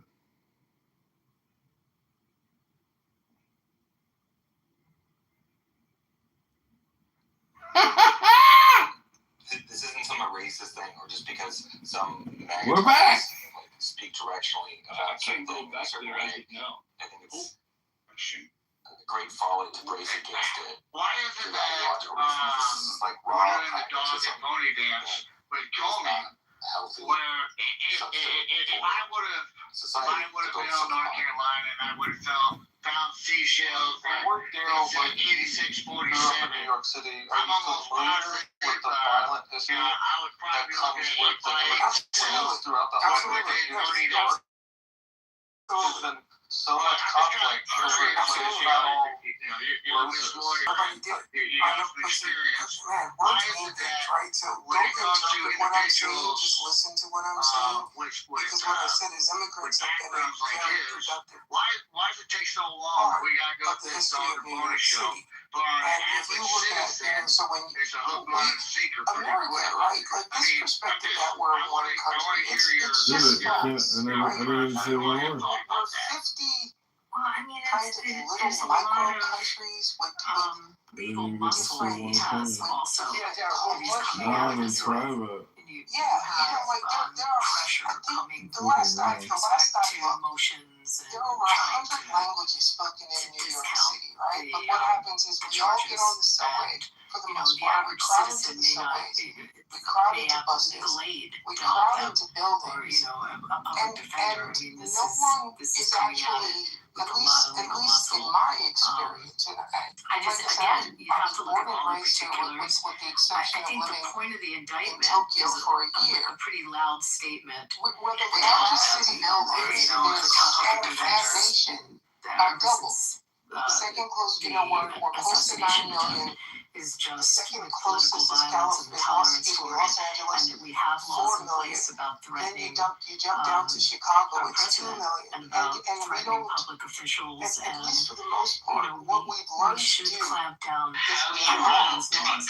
How does that do? This is like nothing to do with In those classrooms, we have people that will threaten public officials and say things that are in violation of federal law. So, obviously, officials versus obviously, in large part, immigration has led to the United States, and in large part, communities have gone on. Why do they What need I so said much was muscle? going back and read back in the 1840s, there was a worry at one point that there were so many German immigrants that English would stop being the first language of the United States. you know, go back to the information be disclosed, 1880s, and they're filing motions with the court. I mean, they're stalling it, because and that would be my gut reaction. This case, I've not paid too much attention to it, and I apologize. But just generally on the topic, I think it's right because people coming from really nations looking which were down historically Western European gun and barrel of Anglo-Saxon. political That's violence the reason why it that's stopped. threatening our country. To say that And it's I all think being that the covered by administration's law trying to is just make a statement in the that it's not going to be extreme. tolerated. It's so not, serious. thank you. That is And not again, what I'm they don't have to saying. make Again, law. this is The like law's the on the books. what someone It just says hasn't and what you been, hear, right? It's like the wife prosecuted. comes into the kitchen, she says, "Hey, I want to take this to Disney," and the thought bubble pops up.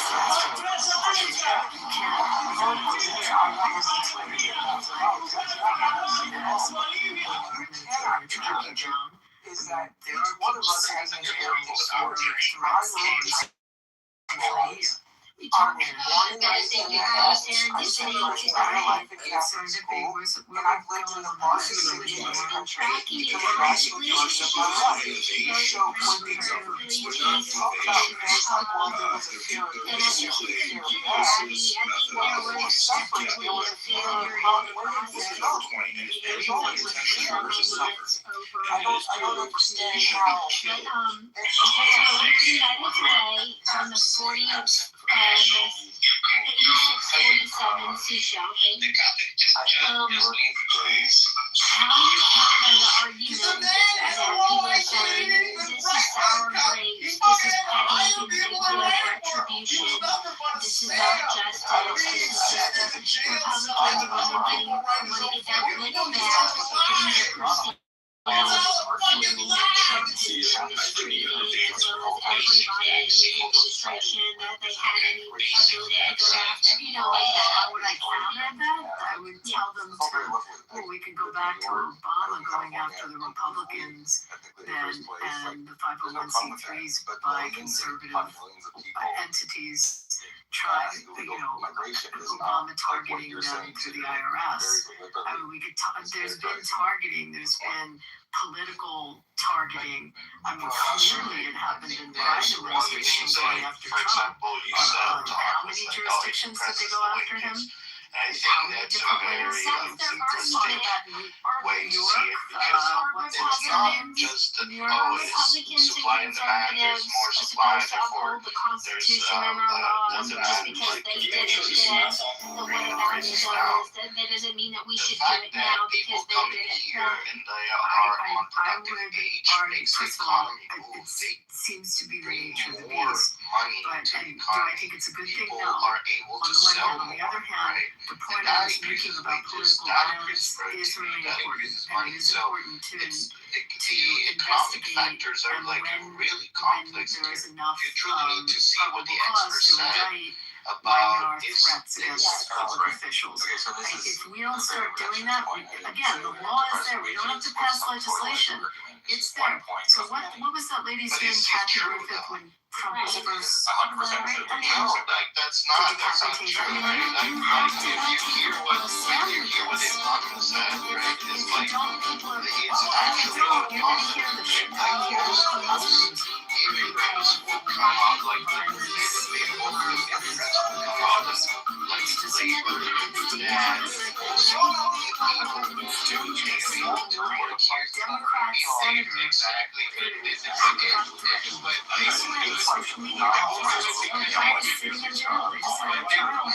they also don't do it because they won't do it also because they are legally in the country and they keep getting better jobs. The unemployment was like 4% during the Biden era. That is probably what you guys are complaining about, like not finding like things very bad. Okay, so this goes to my second point about saying why Trump won. It is like really right? They just are able to follow whatever social media or whatever it knows in the internet they think of, but they will not. And then the perception is probably Henry thinks that actually Donald Trump won the 2020 election not or to something. many people. Right? 86 But means like just to remove, to get rid of. So okay, what was the culpability in this seashell joke? And I really do think it was a seashell joke. He's walking on the beach, he's got seashells, he's like, ha ha ha, wouldn't this be funny? Because Gretchen Whitmer I believe there's a lot of people had in the first administration, in 86-45, I think it was in right before the 2020 election, they had that code 11-4-45-86 or something like that. And nobody knew what the letters meant. And the numbers meant, and then we understood, they're campaigning to remove Trump. Monica, wouldn't it all be an evidentiary question? It's just going to be an evidentiary question. We're going to see what did he communicate, who did he communicate it to, how did he communicate, what ancillary comments were made along with that posting. That within a vacuum may seem one way to you, but within the the whole picture, it may have a completely different intent. And the point of the prosecutor on this is to try to show the mens rea, to bring out what the criminal intent was. If in fact there was criminal intent, who knows? But that's going to be a question of evidence. Yeah, I can't argue with that at all. I do think it's super funny that the White House posted a picture of the King of England and Trump with the tagline "Two Kings." And so Comey's joke was seashells calling for the federal removal of Donald Trump. That's the left type of humor.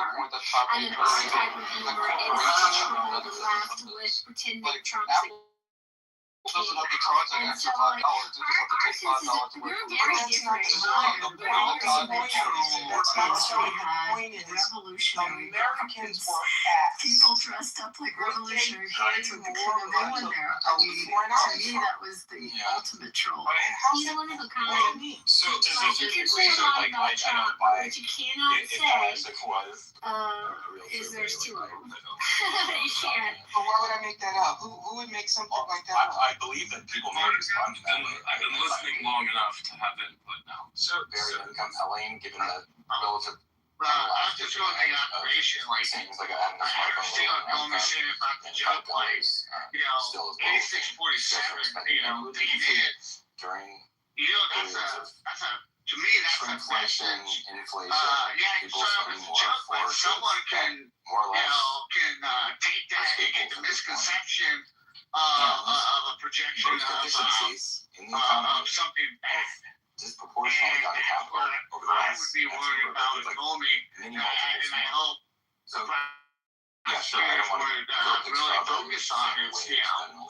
There's a lot of people that will do harmful things for motivation or getting enticed by someone. And with Joey's position that he held, by having that, if you would have seen something like that, being the fact that as FBI, former FBI director, you would be like, okay, so like again, if we look at the numbers, like 4% unemployment, which you would disputes, right? I mean, he doesn't dispute the attempted election, but he disputes the 4% unemployment during the Biden era, which is my point. Like, you just don't want to follow what is actually facts, right? But you're using unemployment numbers to stop.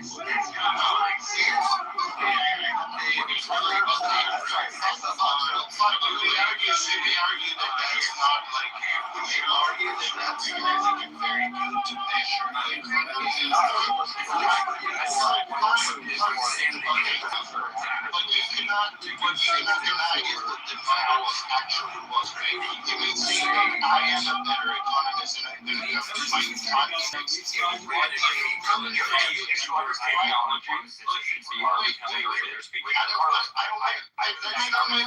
don't want to talk about it. If you're an economist, if you're an economist and you have a better way to measure the economy, write a paper, publish it, and people can read it. But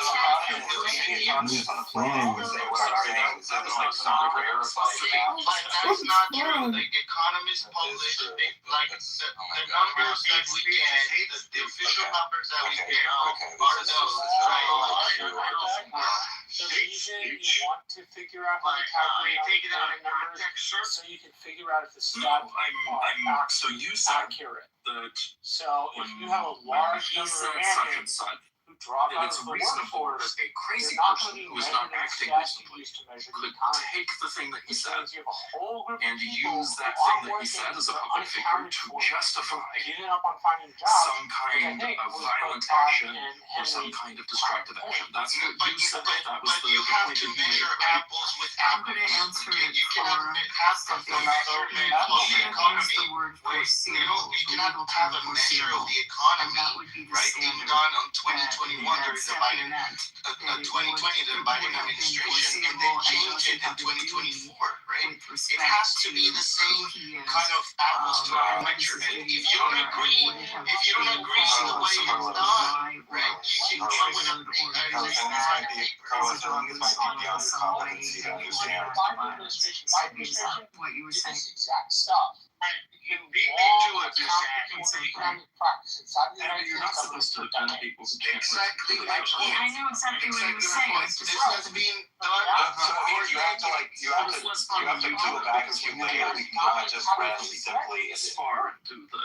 I didn't hear what you said because just you give him were the word talking for at the same feeling. time. I think that's what he meant. That stat does not capture as neatly as you think it does. I was genuinely Technically, that point too, like the gravity of Comey's job in office, his public profile, his knowledge of the insanity that is the left, well, some parts of the left.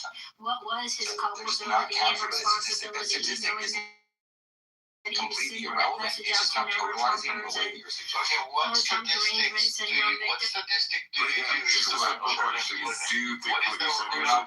not smart enough to even engage with. Oh, really, dude? Right. Okay. So you like that's like the fact that you say that in conversation shows that you're able to engage in the conversation.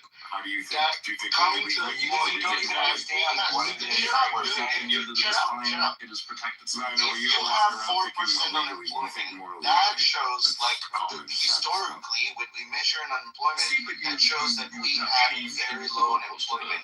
Which means the economy, when it comes to salaries, by the way, another metric that we can use is salaries. We're getting increasing, right? Increasing in salaries, low unemployment. Thinks that it's a nice guy thing to do, to go on and say something that even possibly could be construed in that way.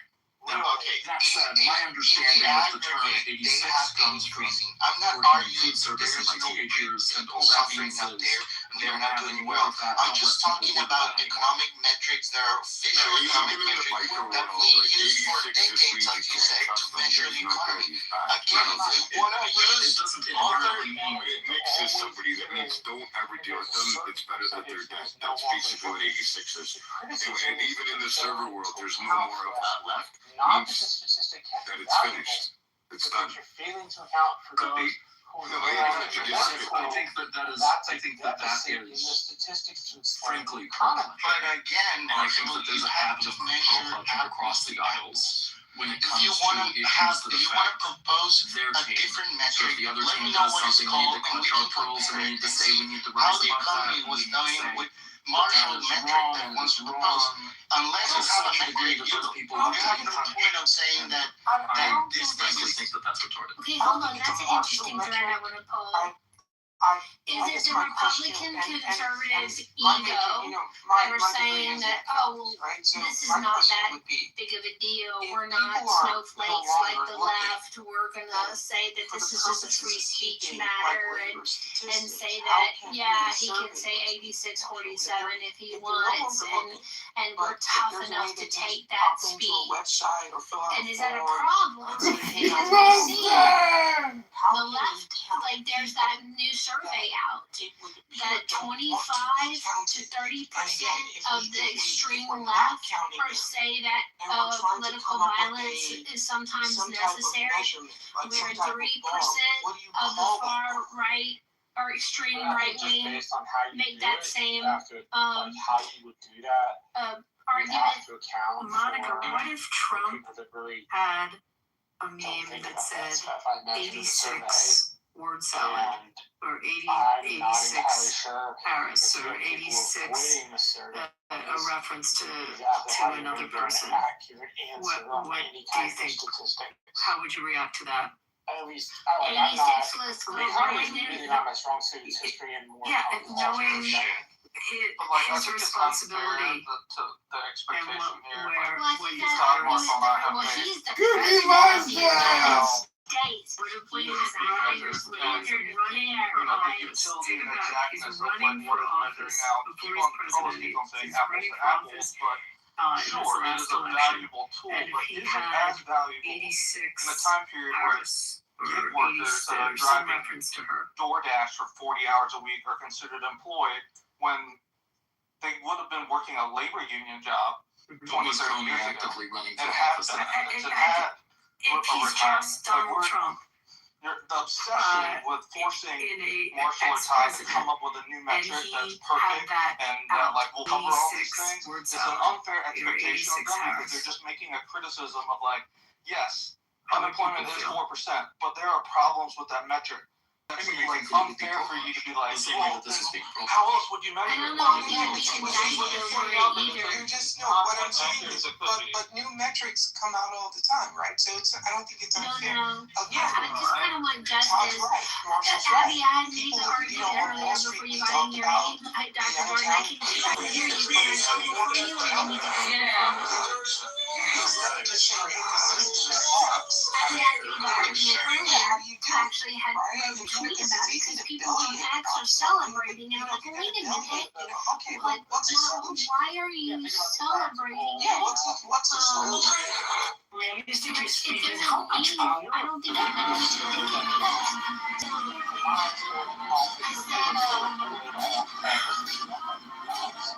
I said the frustration of Comey doing seditionary things, seal by CIA, Russian collusion, having a seashell jump being considered prosecutable by the Justice Department is very frustrating. I don't want vengeance or revenge. They're just hoping for justice. Hi, Frank. Get done with him looking at redwood trees, looking up and saying, so many questions. And I'm just like, not in your face all the time. this doesn't seem like justice to me. Helping you keep a deal with it and staying out of your way. That means their job so your communities are secure. We're trying to like encapsulate and like try to capture people that are missing. It is looking at people who don't file taxes, and like this is an inaccurate measure because like there's plenty of people that are working off books or they move to another country and they're like not reporting, etc., etc. So like it's imperfect, but the only way you can look is like who files taxes versus who's like an actual showing up in the census and like looking for those people and where they're missing and where they're located. And that's like where how you find them and how you calculate them. And hey, but, you could also like here, right? So retribution isn't an illegal mindset. I think the way you do unemployment in New York is every week you have to go in and you recertify that you're unemployed, right? You get the 6 months, and then if you're unemployed longer, you get the 1 year. And maybe what you could do is just keep incenting human beings are incentive, right? That's a bit of a red flag. Hey, if you're no longer like looking and you pop into the same website that you use to register to claim your unemployment every week, pop in and we'll give you $100. In my mind, if I was just tell us where you are. But it's like to some people, fuck, the $100 isn't worth it. But whatever the case is, what I'm saying, the way to always get humans to do something is to incentivize them. That's just how would that be feeling? I think it would leave people feeling uncomfortable. Every time to assess the health of the economy. I don't know. Exactly. Not the middle class, but the argument that the immigrants were essentially taking the jobs, right? Because historically, right, if I say comparing apples to apples, even if it's not an accurate number that you suggest, will be a correlation to what the actual employment is, right? So if we are doing better now, we're at this debating era, we're having like a low historical employment. That's what I wanted to say. It's not an irrelevant metric, but again, it's just now capturing everything.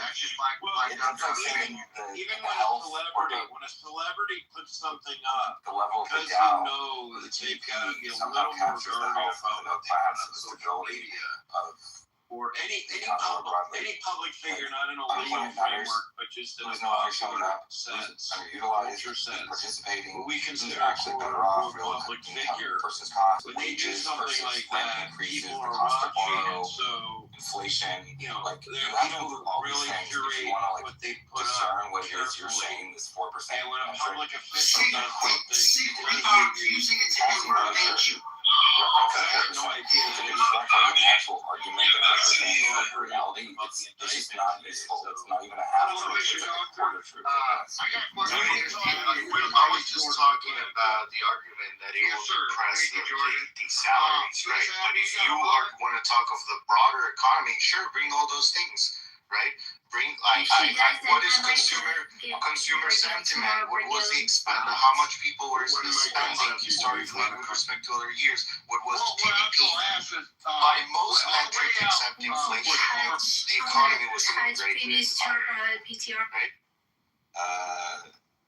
Well, what I was going to ask was if on Biden's way out the door, and when he was partying, was it totally Oregon as well? You're making this like far too simplistically. Like, housing costs basically misunderstood that. doubled. I know there's a lot of people being parted, money you know, doubled. kind of big, a whole I don't bunch know of what the fuck you're talking about. whistles. Even if I wages thought Kobe increase, was purchasing part power of it as well. decreases, savings Can you dwindle, agree on that? medical But I care think costs Biden Kobe was part for sure, not by Donald Trump. was stave off the recession There's a man. or inflate prices. And he chose to inflate prices. He put $1 trillion Sure, into the don't economy. you have to commit a crime? I think it was probably the right move. I To be think part. they staved off the recession. I'm just curious on that. Daryl, what would you advise them to do? You're an economist. Well, it's weird, right? Because Didn't he? I've always made this argument that This last go round pardon we have a population like that Adam grows Schiff, faster a bunch than of other economic output, people in right? government. If we go back to like when Bill if I Clinton was recall. president, when Bill Clinton was president, I think it was 254 million people in the country. And there were people who remember his presidency. Now, he was going We're through the yellow hitting pages when he was targeting 340. people. I just don't know. You know, since the Great Depression, we've added 10 million people to the population every 10 years, but we don't increase economic output for every human being. Which I don't, have any of you guys heard the term economic stressor? If you have, I'll shut up. But if you have, I have not. So if every they human committed being a is an crime, economic stressor, right? So every human I being thought you had to needs a commit doctor, crime. needs a police department, needs a fire department, needs someone to respond. So every Get me human, on this whole subject every of person pardon in because America it's the is an one thing if I economic were to stressor. change our constitution, that would be And the we first thing I would have change. increased our is take we away are the increasing power our of pardon. population, Because it's and we are it's not so matching economic sweeping, output and for the increase it really in comes from population. a time in We have what, England 11 states in this where there country. was a Scott reason that certainly the said king this needed before. We have to 11 pardon, or states that the Lord that needed, the Lord basically of matter or whatever, carry to the fight other them and to 39. pardon because they weren't Well, in we control need of to- what was happening They started talking about this on Wall Street in and it was 2004. just a different time in history and why we brought that We're not over raising enough into, money you through know, our individual system income tax, so we have to sell and debt. embedded in the The more Constitution. debt I'm we not sell, sure, the more interest. but We're paying this out so much concept in of, interest. What we need to figure out how to do I'm looking now on what he called it, but if I some recall, of these states it was like a blanket that pardon take for more any from the federal system potential than put into the charges federal system. that could arise out We need of to their get some of role, these states you know, earning in more money. Yeah, see, I I don't know take if he did serious it issues with specific, that. like I work with someone like state Adam government Schiff, in if he did it Louisiana, specific to their and the role GDP in of the state of investigating Louisiana something is in roughly particular, between or 44 just to 46 generally in the rankings, their and role in the government. wages, And that's everything else and the median wages unless are someone else on stage 48 to knows. 49. And I think it has something to do with So statutes of the limitations, problem right? Yeah, Louisiana well, is I that mean, it's the statutes majority from of different crimes. the liquefied natural gas, the majority of the country's it was liquefied like a natural blanket gas goes pardon. through there. A huge Pacific chunk provided. of the petroleum processing, like refineries, happen in Louisiana, and tons of the economy goes through the Mississippi, but that money never goes into the hands of people in Louisiana because all the ownerships and the corporations have moved Perhaps in that's the the last term used, 40, 50 but he years did to it larger with states. many different Often the officials headquarters have moved to Texas before and Biden the left headquarters office. have moved to New But York. someone correct So me you if I'm say wrong that on this. Louisiana I mean, is Schiff like came a into my free head. I didn't say anything about Louisiana. But my point is, like, people will put states into this bucket where they're not justified. dragging down the country and they're taking more than they can give. too. But the reality is that often Yeah, he did his brothers. Didn't he do Frankie and don't Jimmy? control their resources anymore, and their As well ownership as lives in Hunter. other places. They moved to somewhere like Todd, where they're in Newport Beach, and their headquarters are in Silicon Valley or wherever on the coast. But like all the work and all the natural resources that are being extracted are happening in a place where people are poor. And it drives me crazy. So then what you're Like saying when it happens, is, like, hold on, so what you're saying, this is me asking, That would be the right? So just, what you're saying but it's a is, preemptive pardon. Louisiana's Right? It's a economy is natural gas. Is that what you're saying? Good. This, I'm really asking you a question. It's more than this. Petroleum, it is tourism, it is the trade down the Mississippi, the ports. Even if Like there's tons of money that goes through Louisiana.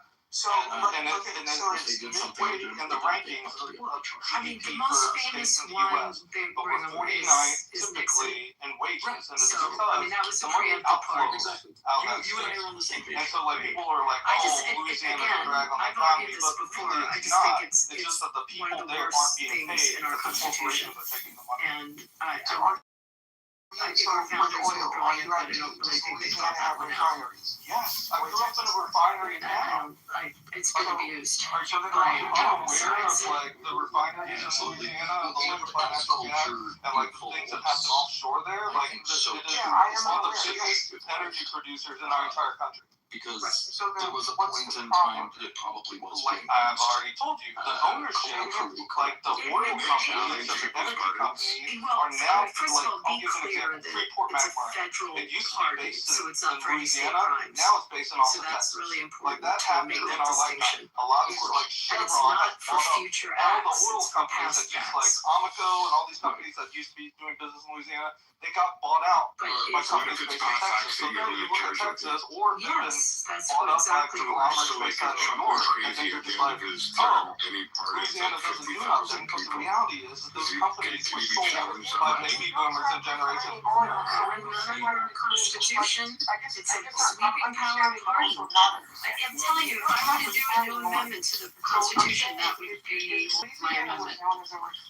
Well, it seems that the caveat is And you're saying that stuff moved to both Biden Texas, and right? So Trump have did pardoned they move the people refinery? No, this is a job that was what happened. in ways that headquarters.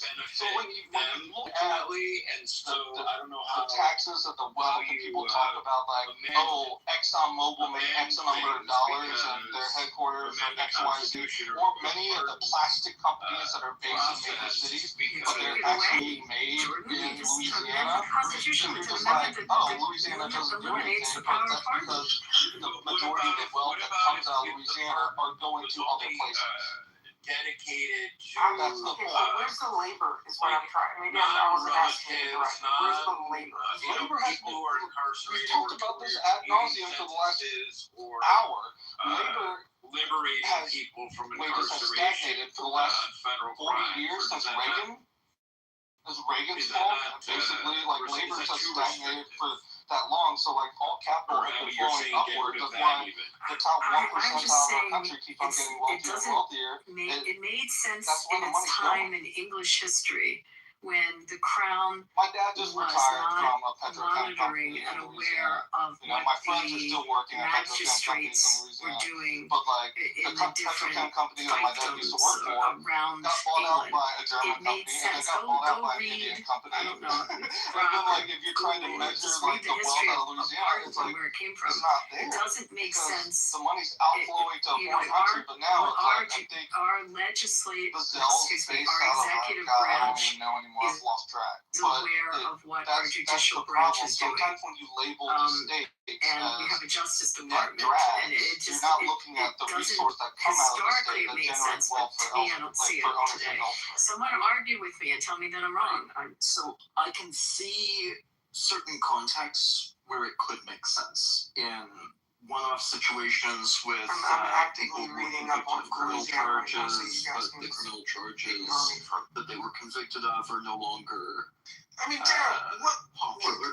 let's say, Daryl, you're one of the smartest guys I know. Or if there's Thank you, sir. a murder conviction and the murder conviction I had evidence that was very figure out disputable, how but because the a way limitations to of the use system, like the person ran out of laws. appeals. I think Like, I know that there exist other means for them to do that, but having the president We the have ability to commute the sentence is not large necessarily areas inherently where bad there's thing. just But nothing if you happening. have presidential If we want to talk about bringing back powers things like to manufacturing, issue if we pardons want like to talk deportation, about, clemency, or whatever the hell you called it, you know, China is I the think world's manufacturer, there need right? to, at a Apple minimum, makes be its restrictions. iPhones. For example, And not being we able to have pardon people members of like your immediate family, in and not factories being where able they to put up pardon members suicide of your nets. administration And it has for not crimes that they impacted may have committed Apple selling phones, which is, you know, why through we're the course of their talking about capacity as the a jobs that member of the Americans want to do administration. and don't want to do. The truth is, There have to be some we've levels gotten, of checks on it become a because it's society where proven we itself want not to be things balanced. I cheaply. disagree with We you want because cheap if new goods. evidence came We out in a want case, cheap you could products. We seek want a cheap new materials, trial. and that's You why can China became motion the the world's court based manufacturer. on new evidence. Our legal system I think enables that one we need to go through like a really through the hard process period where when people, a circumstance like Americans that are just comes going to have to out. get used to Look at higher Biden, prices not only in pardoned but relation to commuted. higher He commuted wages. 37, was it 27 or 37 like, you know, death people row? not I Hillary mean, people Clinton that when were West cop Virginia coal killers, mines were closed, children right? killers, Hillary said, that he commuted off of death row their sentences because he didn't believe in the death penalty. So, so you'd have to also look at commutations as well, and then governors have pardon powers obviously know how to as work well. with I mean, their hands then, to you know, build it's on a state level different, funds to build but things. I mean, just generally, you know would, what I mean? It's like maybe you need we to just fine have tune all of the this legal untapped process of appeal land and where with literally respect to nothing is something like happening. new evidence. And people will say, well, what about farmers and what about I'm this? disagreeing with the death penalty because of its If religious agriculture was so principles. good, why do we subsidize farmers to the level that What we was his reason? subsidize? Did he ever give his reason? You know, I He's a just think Catholic. like The Catholics don't believe in the death penalty. It's have more people inadmissible according to than we have economic output for it. And I think America really needs to figure out how to be Is that the profitable. position of it? I didn't know that. That's the position of the Catholic Church? No, Yeah, the Catholic Church. Wait, there has to be a Catholic But I on also stage. think Americans don't truly, Americans don't want to pay for anything. The Don't Pope ever may say be it, but they don't want to pay for it. personally against it, but he They don't want didn't to pay. really You know, people bitch about immigration, infallibly but that if you this had is to a go doctrine. and go church for like That's not true. $20, It's not true. you would bitch We about told that too. you Americans in are just 2018, bitching about everything. Pope Francis ordered a revision to the Catechism. It is not a sin to kill somebody in the course of a crime. Marshall, It's you're okay mine. for Catholics to believe in I capital know, but I punishment. invited him and Abortion, a different story, but capital punishment, yes, you can.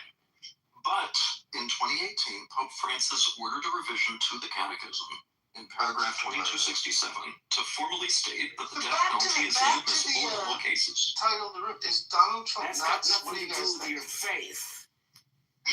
No, it's got nothing to do with your faith. I can believe in the death penalty. And I do. I am saying that the church itself Here's my thing, currently, right? the Who's really Catechism running the show? says Who are that we it really is thinking is inadmissible. running the show? Like, we And so don't because know it how- says that, it is reasonable for any Catholic to take that position. And While Catholics are, of videos course, of him welcome to literally have their own falling asleep in opinions. the meeting. Excellent. So Good. then We other agree people on that. saying, oh, no, he's Excellent. playing like 5 Abortion is a different chess. thing. Which I mean, and the way they characterized it, the way Biden was taking it, was, the Catholics one believe is it? that Right, did you guys see the clip that they tried to block where he, where I guess the meeting was over, and he says, It is true, though, that the church itself is actively working to I think Susie yes, Wiles that's true. Yes, is absolutely it is. really running the show right So, now. like, Yes, while I really think Catholics, so. sorry, excuse me, Maybe it's I'll a minimize combo, it. but I mean, I think While Catholics she's on an individual exceedingly basis capable. maintain It was interesting the because right as to have chief of whatever staff, opinions they hold in earnest, she has kept below the the church radar. itself does have these Which he opinions, and loves, different right? He does not like Catholics to be outshone. place And I different think levels of I think importance she on is what the actually church says, but the church says it, managing and the so ship. I mean, and you're right, there might it's be some Jared a Kushner very feedback, easy but I think handwave for I Biden think to Susie commute Wiles is running as the show. many And I think death row she's people as he wants and say that it's simply a matter of his religious belief. This is a great fight, Brigham. And I think she keeps the ship in a resolute way, and we're all happy. And I agree with you. And back to your regularly scheduled programming on Comey. So I think we have to been on decide this, if he really is presidential ability running to the show, commit or sentences if he thing pops for in the or last they little put him bit. in the chair Talked about Comey when for something probably has to about half an happen. hour. I struggle to understand the argument that getting, he's just this the fucking greatest thinker, and then at the same time they're calling for the 25th Amendment.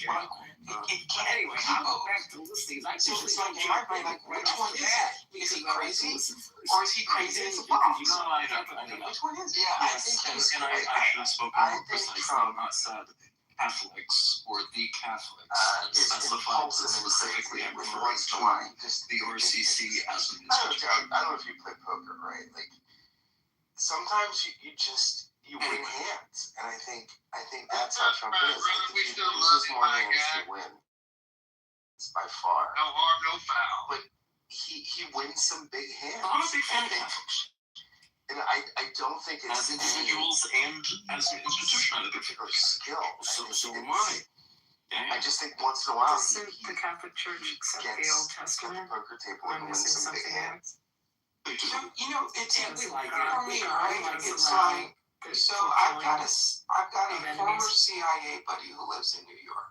And I don't know. I'm not a Catholic, so I don't know the how CIA is everywhere. They're not just like I can running clandestine things. The CIA owns companies. The CIA is involved in a lot of shit. And so they're in everything, right? And so it's there's like a difference between the we have government lunch that every day. says There's stuff he will never put in writing, can and should but execute always these say like people, on the and phone, God in says person, that it's he says, okay like, because he just these doesn't people are think deemed enemies. that he's running things. He's like, because everyone said that this conflict with Iran came out with. was not It's winnable. very popular. Everyone said, and it's actually every very analyst said, if you know what, really you see know what size their army is? No. I looked this up. I couldn't believe it. They have a It is my understanding. Yeah, army. I thought you said armor. Yeah. Perspective of Christians who remember the Old Testament is that those are events of the past and Christ as their interpretation of the words I'm sure they're has a lot of them, but they have made it so that Mosaic law no longer necessarily applies. It's Yeah, but he's also fulfilled the promise So of does the North Old Korea and Testament. China. And Like that's Russia why has a we're to larger the New Testament. set of armed But forces that's than they do. a very good explanation. Better than mine. it's kind of like so. Sorry, I'm also trying to cross-thread the different this whole branches thing of about the the Strait of Hormuz, right? Every analyst said, hey, if we do this, they're going to shut down the strait. So going back to pardons, We do it. He does the press You follow conference, and now he said, "I never why thought they would shut down the strait." That still give me a reason where because every it would analyst, be necessary to have that power. they've been saying that not only military analysts, but economic analysts have been saying this since the early 2000s, right? Leave this little piece of the world alone. I'm mostly arguing for the sake of argument because I already showed my hand and indicated that I agree with you. I think that we probably should, and again, at a like, minimum, a month ago, someone went into the futures market and they put $2 billion. I think that there are arguments to be made. He comes out and he has says, we've got a deal. And this is all public record, right? Someone made $60 million.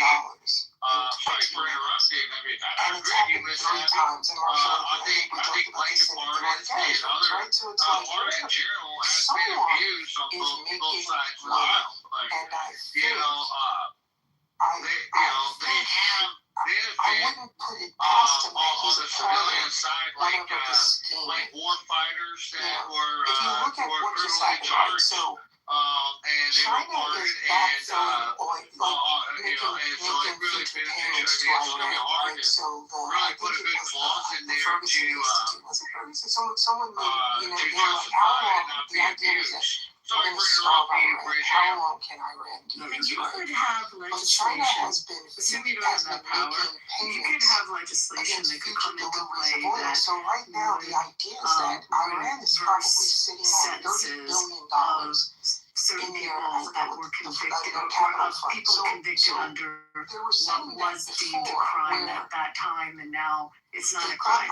So that those sentences are vacated, or what's the words are coming into my head when hold out for another 18 months like this. Because China is not paying commuted, like but they all always when do. they go away completely when longer. they're Yes, thank you. And you can have circumstances like that where you'd have legislation that would cover it. And I understand if something was considered criminal and then over time has become,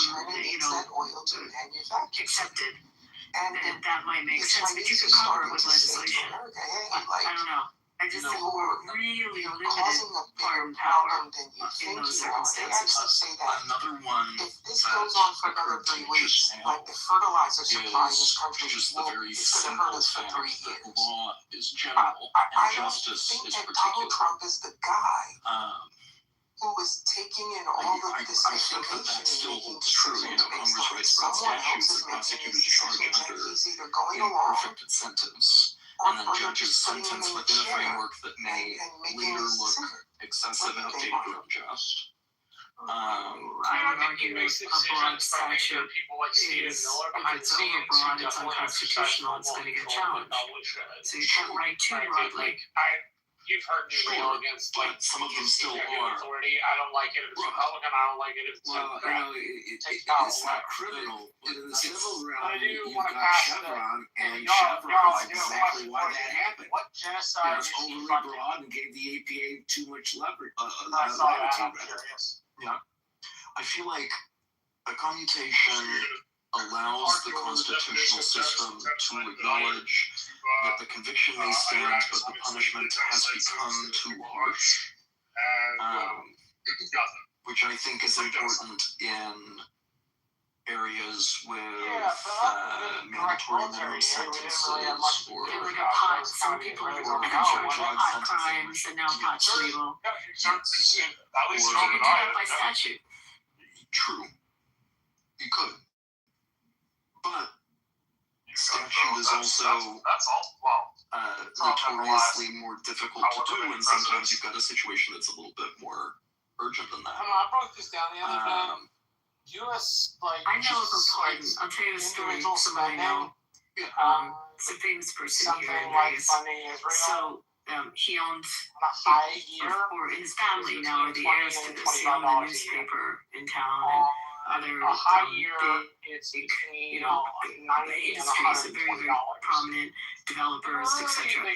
So in the 40s, after World War II, he was involved in getting arms over to Israel for the War of Independence. And there was a lot of people involved with smuggling parts of airplanes through Czechoslovakia, through Panama, through certain countries, and getting, the fuselage along with the actual airplane parts to build out airplanes to form the Air Force, and also getting guns over there to help them fight the War of Independence. Because he was here in this particular geographic area, has some ties, had ties to organized crime, he was able to access and mobilize weapons and get literally boatloads of weapons through various crazy routes around the world in different countries. I think they even went through Africa up to smuggle into Israel. War of Independence happens. Obviously, the rest is history. They become a country. He was convicted back then of arms smuggling. And many years later, his son happened to be roommates with Bill Clinton in was it law school or college? One of the two. And Clinton pardoned this man Something's and not took making away his sense crimes. unless It behind was the scenes it's making perfect sense. 50 years later or All whatever. of these suspicious But it was the partner. It just made me think of someone I oil know shorts that right before he comes out and says we have a deal, and then I mention and say we don't have a deal, but the damage is kind of already done. Someone's made when it. it was a crime back then, Something viewed doesn't make differently. sense unless it does. Well, I feel like I don't know if that makes any I sense. feel like that story, but Hamilton's defense in Federalist number 74 is also a good one, which is, if I recall correctly, the criminal codes are necessarily severe. However, without some easy access to mercy, justice can become cruel. And then thus be against the principle of,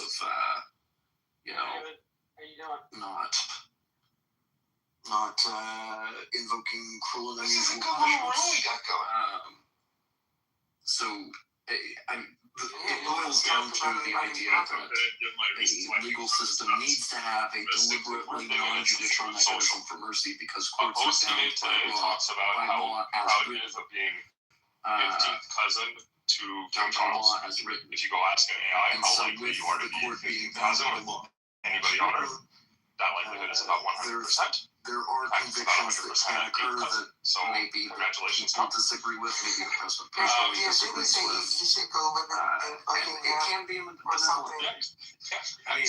Yeah, some point. I've always wanted to live in Buckingham Palace. He says hypothetical that I think I probably 15th cousin with him as well. The post, I have another post that might be the one that he posted like 2 days ago, is him comparing, I don't know, some statue, I guess that's important to Americans, under Obama and under him. If you look very closely in his own post that he shared, do a little bit of vigilantism after their child was perfectly identical.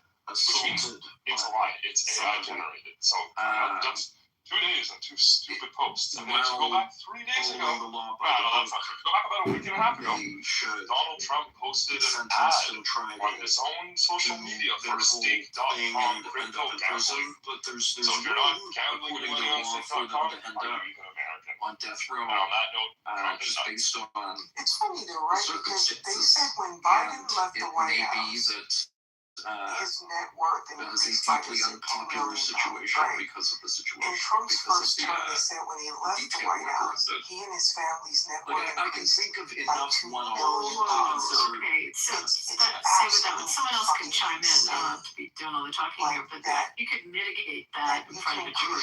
You can mitigate what the criminal intent was at the time and what the provocation and mitigate some of the crime. I mean, it doesn't mean because it's a statute and you committed a murder or an act of violence that through the process of a jury or a trial, some of that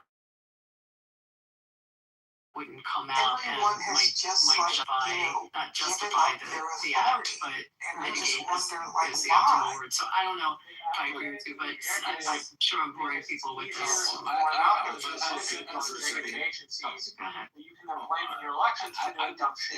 would say that in your example, Freedom, there is an alternative to pardon. Right? The judge has the power. Even if the jury is going to convict, the directed verdict is take your thanks for showing up. I'm making a decision that is not the same as yours. And I'm not so there are ways for them to not have to pay the price of the crime that they actually did. But there are circumstances that the law can't so the courts were always kind of, we are independent. I know. So what historically, Abby, maybe you have conservative justices and liberal justices. Other attorneys to provide ineffective counsel. Are you serious with that question? Right. Yeah, of course. Right. And have you ever known judges to get things wrong? Who's gotten things wrong? Judges get things wrong. Every minute. Right. And do juries occasionally get things wrong? Yes. Right. But that doesn't change our system, and that the system is a system that works and functions. It's going to have inaccuracies. But if you have ineffective counsel, there are ways to redress that wrong. You can go back to court and petition for a new trial if you had ineffective counsel. If the judge was biased, you appeal. You have a process of appeal. If a verdict is also appealable, if information was not vetted properly through the jury process. I mean, we have within our system, embedded in our system, the ability to question those wrongs and to redress those wrongs. I love talking like this. I'm sorry, guys. Someone else. Where's mine? I have a question. I do have a question though for both of you, but we'll let Brandon go first because Abby, you've been talking way too much. I know, guys. I mean, too. I'm gonna watch all TV while you're doing it. No, I like you, Abby. I like when you talk. It's fun.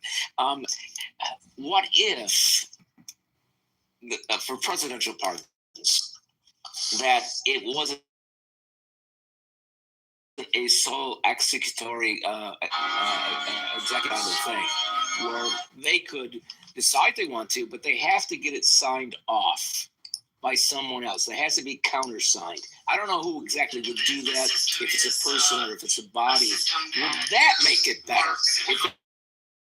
If they don't get the finals, whether they get the pardon or not. So like it goes to the Speaker of the House or something like that? I was thinking, that was actually my first thing, but I was thinking maybe it'd be better if it was somebody that was nonpartisan, or they could be in a party, but even like a Chief Justice? Yes, the Chief Justice could do it. That would be the best, because they're actually supposed to be nonpartisan. You still have to amend the Constitution to do that. Oh, I was looking for a workaround. That was not going to work. Okay, forget that one. You know, if we're doing a constitutional amendment anyway, perhaps it has to be agreed on by multiple parties. Maybe it needs to be both somebody who is a representative from all three branches. That might be good. You know, a lot of people who believe in this minimum basic income, George Bush and Trump issued checks to every American. Hello? Can you hear me? Hello? So what I'm trying to say is, even though we're $40 trillion in debt, we can't necessarily delete it. But what we can do is just issue checks to Americans. And that means you have to be in the social... Hello? It is fantastic to hear that you continue to be... Hello? John, you're in the Matrix. You're in the Matrix. Yeah, I can't hear you, John. You're going to have to leave and come back.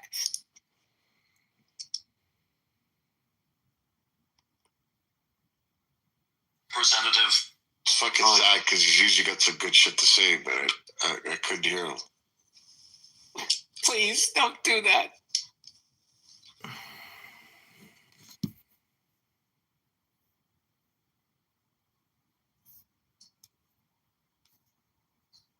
Hello?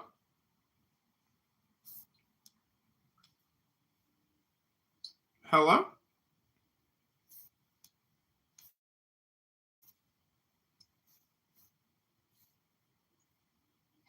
What brought this pardon thing on? What was the genesis of this? The pardon thing? Because we were talking about Comey and talking about whether he was pardoned when Biden went and pardoned everybody. We were talking about all the people in government that Biden pardoned. I was talking about that, and the question was whether Comey was in the grouping of Adam Schiff and all the people that were pardoned under Biden. That's how it came. Yeah, okay, but that wouldn't cover his seashell 4786 thing, because that happened after Biden was no longer president. So that doesn't help him, even if he was. Was he on the list? Was he pardoned? I don't know. I never got to check. I don't know. But it won't help him with the problem he's got right now. I mean, so what? Are you saying you don't want governors to have the right to pardon either? Pardon me. Were you asking me or are you asking Abby? Either. What's the question again? You don't want governors to have the right to pardon either? I'm actually on the fence on this thing. I actually like the idea of pardon but it's mostly, I'm not usually emotional about stuff. But I just want to make sure that if I ever needed it, I want to be able to do it, and I don't want to give it up. Right.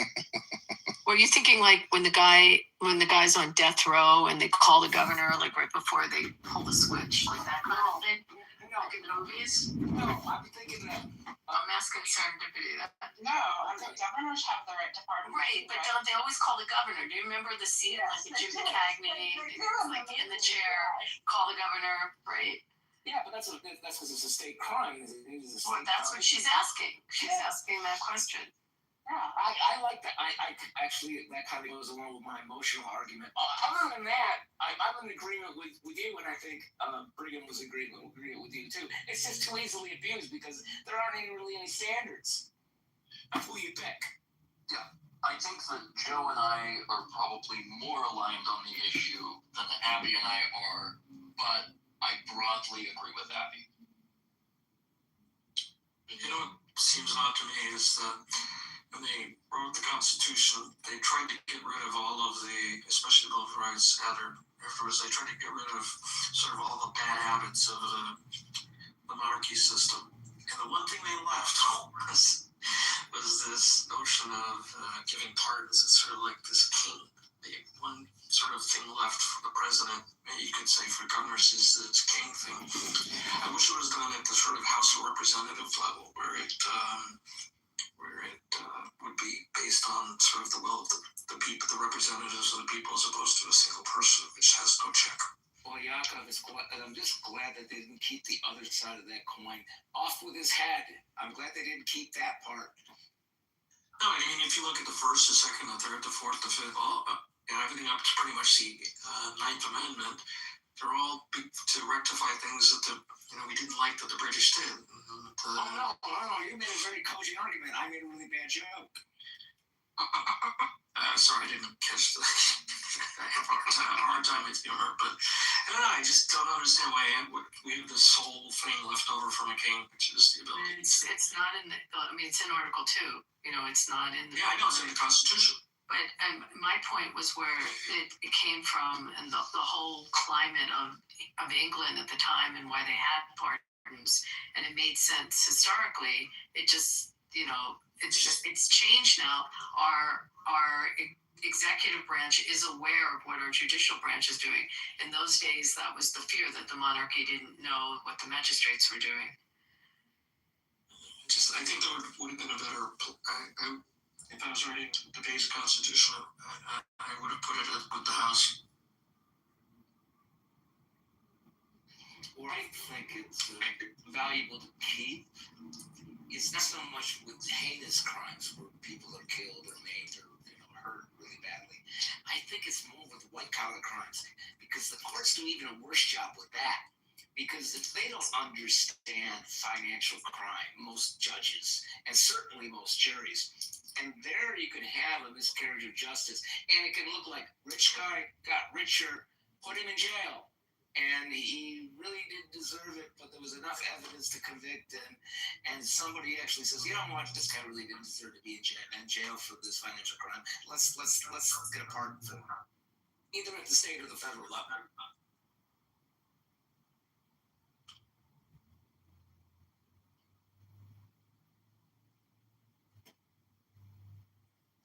I agree with that too. Hey, I got a question for Abby. Can you hear me, Abby? Is he in the Matrix? Again. Hello? Hello? It says Representative Ro says that Benjamin Netanyahu in the Situation Room is a betrayal of the American people. Do you agree or disagree? I agree. The gal in the app that was in the Situation Room, what's her name? Victoria, were they in the Situation Room together? I'm not sure. I think Victoria's Situation Room could be on the 23rd floor of a psychiatric holding facility. I don't like Ro Khanna. I don't don't follow. I'm sorry. So Ro Khanna was hanging around with girls with Victoria's Secret. Is that what you're saying? Yeah, yes, with Victoria Ro Khanna in the Situation Room. Yeah, I'm voting for Khanna and Thomas Massey in 2028. Boy, do you see there's a really good guy running against Massey. He's a war hero, veteran, like wonderful, smart guy. Abby, he won't even show up to debate Massey. Massey is destroying him, but, you know, obviously this guy has billionaires backing him, but come on, Abby. I mean, one guy's... He's got a lot of people behind him. He's no, very I popular mean, guy. all the statistics that Massey puts out shows that Massey's going to win. I very much doubt that this guy's going to beat Massey, and it's going to make Massey so much more powerful than he already is. I mean, you got to realize that Massey and Ro Khanna have made over 50 people. Has anyone looked at the polling in that district? Massey and Ro Khanna have been very successful. They have brought down over 50 people. 50 people have had to retire because of Massey and Ro Khanna's Epstein file release. Hello? Who has polling in that district? No, Necro?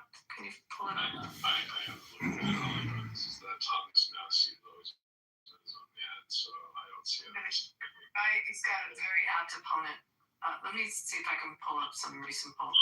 Yeah, I will be, if there's any person in this district that will like Massey more, likes them more than Massey. I'm 182 points away from being 1% karma. You know, let me ask you, Joe, do you think karma is reciprocal, or do you think karma is just karma? Do you think people misidentify, don't translate karma correctly? Karma comes from the gods through the app. So what you're saying is Reid Hoffman's plantation, we're all just plantation workers serving Reid Hoffman. Okay. You know, I actually looked up Alistair Crowley. I like who he was. I didn't really like you prior to that. Oh, you hated me? His name is Ed Gallerin, and the primary is, this is in the primary, and it's May 19th. So wait, let's go back to the fact that Albert hates me, but now he likes the poetry. Yeah, no, I like who you're putting up. I don't necessarily hate you. I just think, you know, I see why you do what you do, but I don't actually enjoy how you do it. Oh, I see. You mean you don't like my mockery of people on this app who are worthy of mockery? Well, I think you mock everybody. I don't think you mock specific people. It's not true. I don't mock everybody. Some people I actually appreciate and listen, and you know they provide incredible analysis and thoughtful insight that I had never heard elsewhere. I'm an information addict. Hello?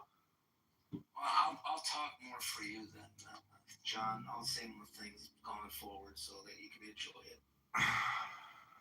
Thanks, Joe. Just stop wearing makeup and everything will work out. Am I gonna get kicked? I like how you don't choose to reveal your age, Joe, because you said you don't want people to think you're too young. It's true. I don't want people to judge me for my age. It's not a good thing. I mean, you know, they're gonna wait for me to grow up or think when I've gotten to a certain age that they can listen to me, and I don't think I need to do that. It's unnecessary. I'm sure he was talking about me. Can we get back on topic and talk about this corrupt police officer, Goomba James Comey, one of the most corrupt law enforcement officials in American history? Hello? He's not a Goomba. The mafia would not take him. He's not even Italian.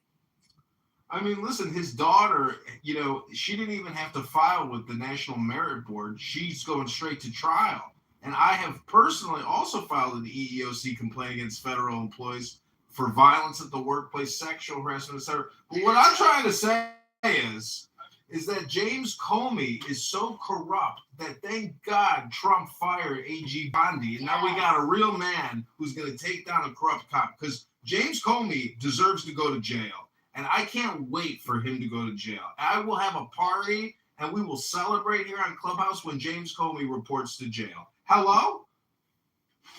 Ain't going to jail because of the shells. I'm sorry. I'm sorry, there's a hell of a lot more than shells. Apparently, you people forgot about Russiagate. And, you know, I live in Chicago, Illinois. That's not what the indictment is about. Oh, really? Well, the indictment expands as soon as we get him in some cuffs and his disgusting daughter. These people are traitors, they're criminals, and I can't wait for him to go to jail. You're not wrong, but they gotta get an indictment on that shit. That's what the original indictment was about. Oh, the original indictment! Just a show! The shells are actually a better pace than you might think, but I still think it's about 50-50. And 50-50 works really good for the defendant. Okay, just because you think it's shells, and I'm going to now run a query, and we're going to get an extract of the key points from the indictment. Please hold. Yes, you do that real quick. No, take I'll wait. Take time and get it right. I'll wait. It has absolutely zero to do with Russiagate. Deputy, I've spoken more today in this room than I spoke in the last. I know you have. You came in as a hot Catholic.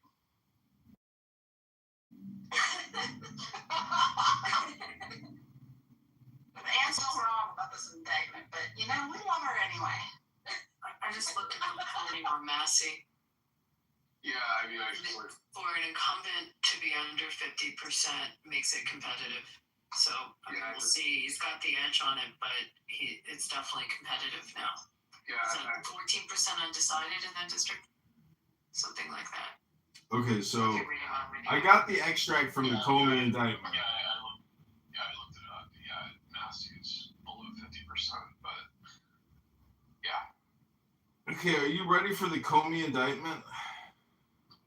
Because it has nothing to do with shells. That's just the fake news. Are you ready? Do you want to know the charging language for count one? Or no? Too much?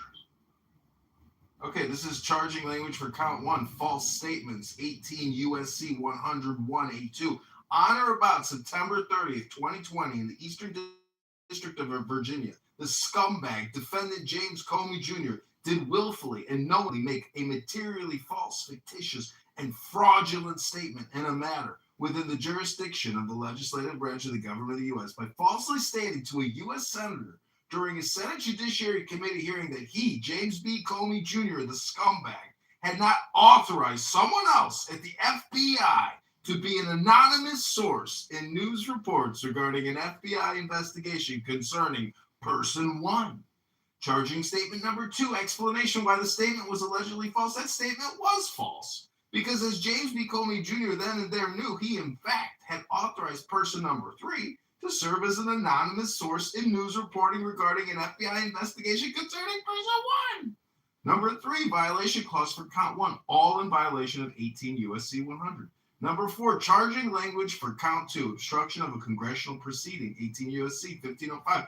On or about September 30, 2020, in the Eastern District of Virginia, the defendant scumbag James B. Comey Jr. did corruptly endeavor to influence, obstruct, and impede the due and proper exercise of the power of inquiry under which an investigation was being had before the Senate Judiciary Committee by making false statements before that committee, all in violation of 18 U.S.C. Violation clause for count two. The full indictment is only 2 pages. Anyways, that's it. So nothing about shells. Hello?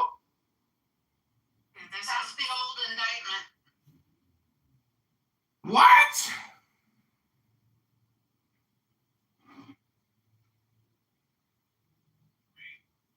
Doesn't 86 have multiple definitions? Yeah, we talked about that a bit. Sorry. Got into it a few minutes ago.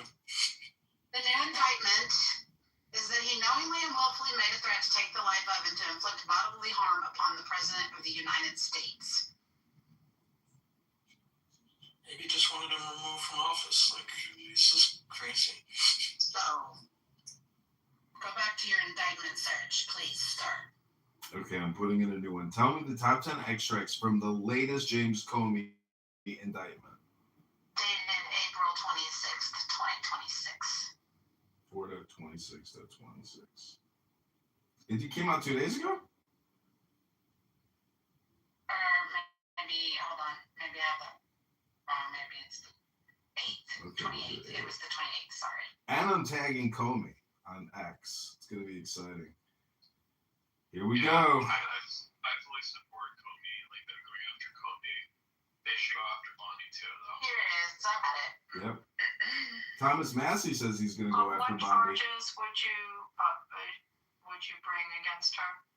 Count 1 on May 15th, 2025, in the Eastern District of North Carolina, James Brian Comey knowingly and willfully made a threat to take the life of and to inflict bodily harm upon the President of the United States, and that he publicly posted a photograph on the internet social media site Instagram, which depicted seashells. Oh, look, seashells is in the fucking indictment.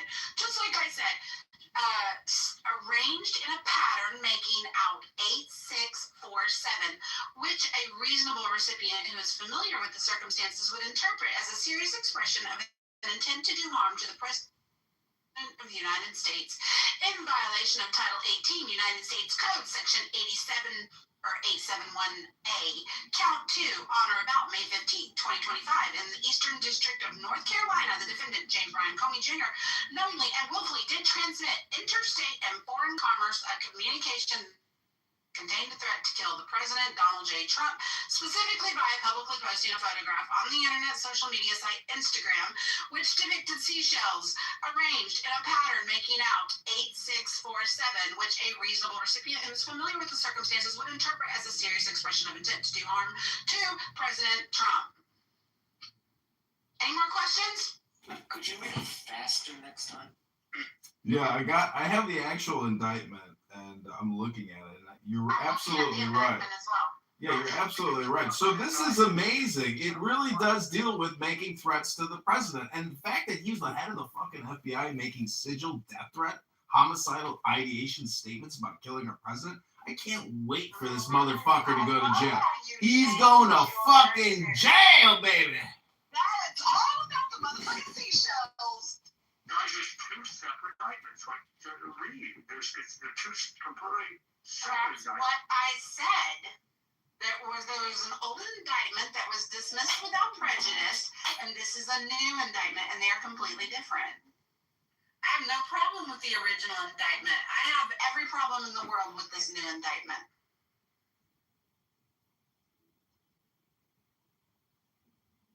You think people should be allowed to threaten the president?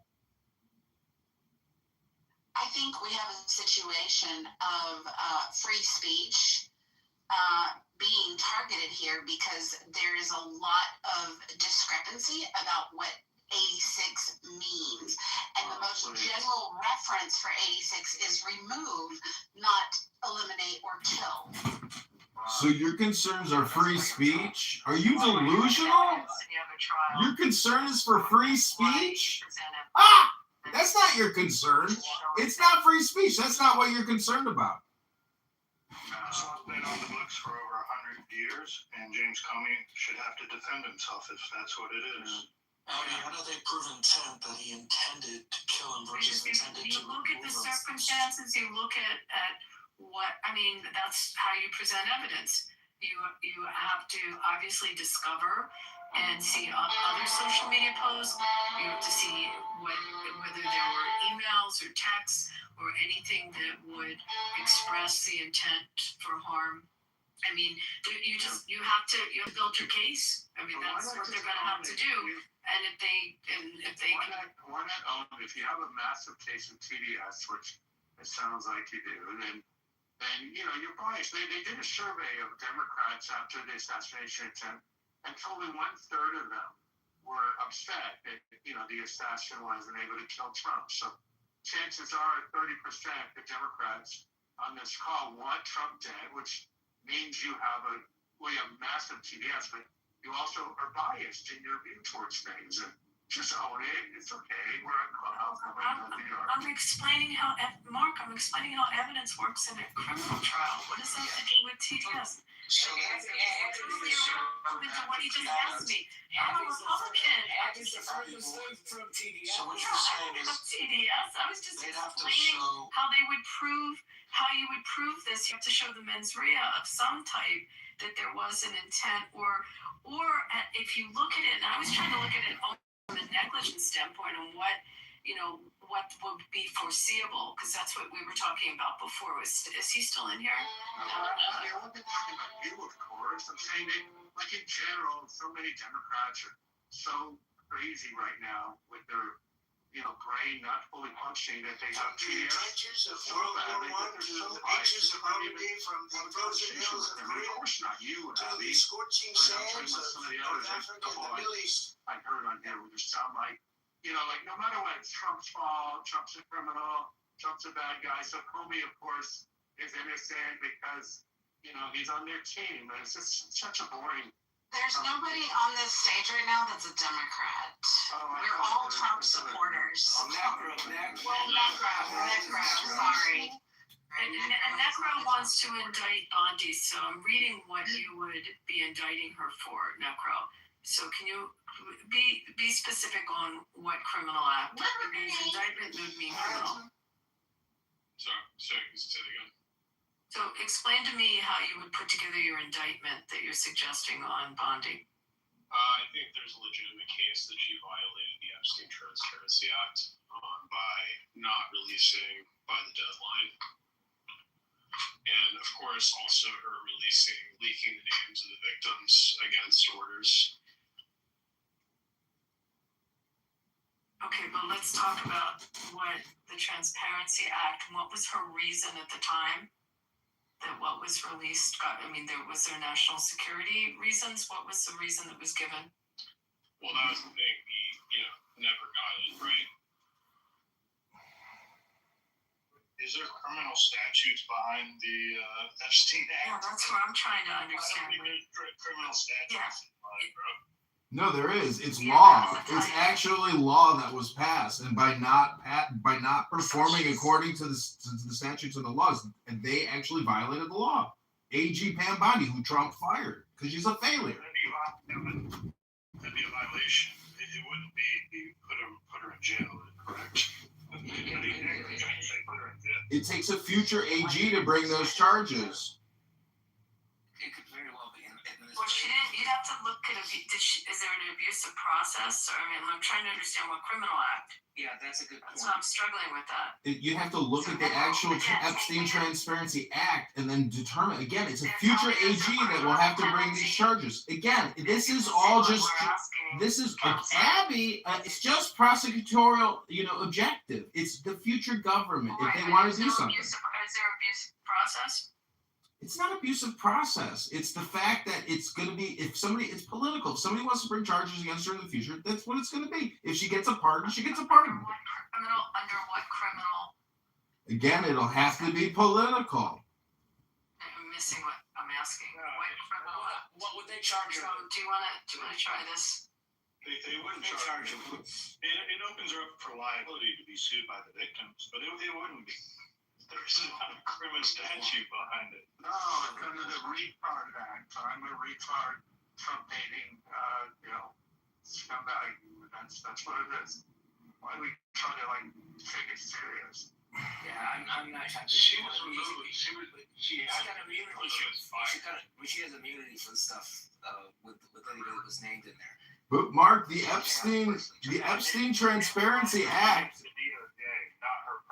There were serious repercussions from this act. Over 50 people resigned their positions, and one of them was a Pritzker. So there were a lot of people that got fucked up by this release, and they had to resign their positions and resign in disgrace, completely separated, no pensions, all kinds of consequences for being in these files. And those people have suffered. She did get fired. I'm talking about the perps who were hanging out with Jeffrey Epstein, not AG Bondi. Hello? Did anybody spend any fucking time going through these files? Am I the only one that looked through the files? Hello? I don't know why you're screeching like a banshee. You know you get mic time on this day. Stop projecting, Monica. I'd like to invite everybody to Love Bomb Serendipity, the hostess with the mostest in this public space. Please share some love with her. We are combating negative karma, and she deserves every bit of laughter and love we can provide her. Also, welcome Bima to the stage. Nice to see you. Our deputy is the best mod on the app. I just was like my favorite mod. Okay, so just going through this, if you want to look at whether she was in contempt of Congress, is that where you're going with it? Like, I'm trying to understand where the obstruction of justice comes in, because that's where she would have to be criminally obstructing justice in the bylaws. Like I said, I think there's legitimate grounds, but I am not the person who's done an extensive investigation, so I can't charge her. So can't charge anybody. Well, I don't know if... Yeah, because I mean, I'm not a prosecutor, I'm a DA, so I can't charge her. Well, they're bringing charges against Dr. Fauci's laboratory assistant, who was helpful in bringing the COVID-19 vax disaster to America and the rest of the world.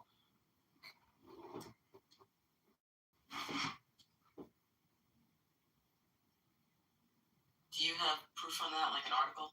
Yeah, let me put it in the link. There's also this thing called Google, and you could also try to search for what I'm talking about. Hello? Is he in the Matrix again? Yes. Yeah, leave the room again and come back. I know there's a lot of buyer's remorse for those who got vaccinated. You made a bad decision and you were lied to, and that's okay. I feel for you.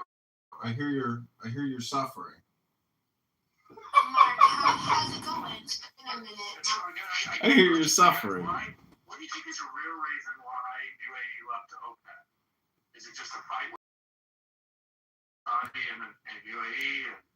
I think they're going to open up those lines, Mark. I think that the whole shipping line, they're going to, the intent originally before October 7th that the Saudis had to try to build a line almost going all the way through to the port of Haifa, like in that direction, and everything got screwed up after the 7th. But I think the UAE may be looking at that transportation route.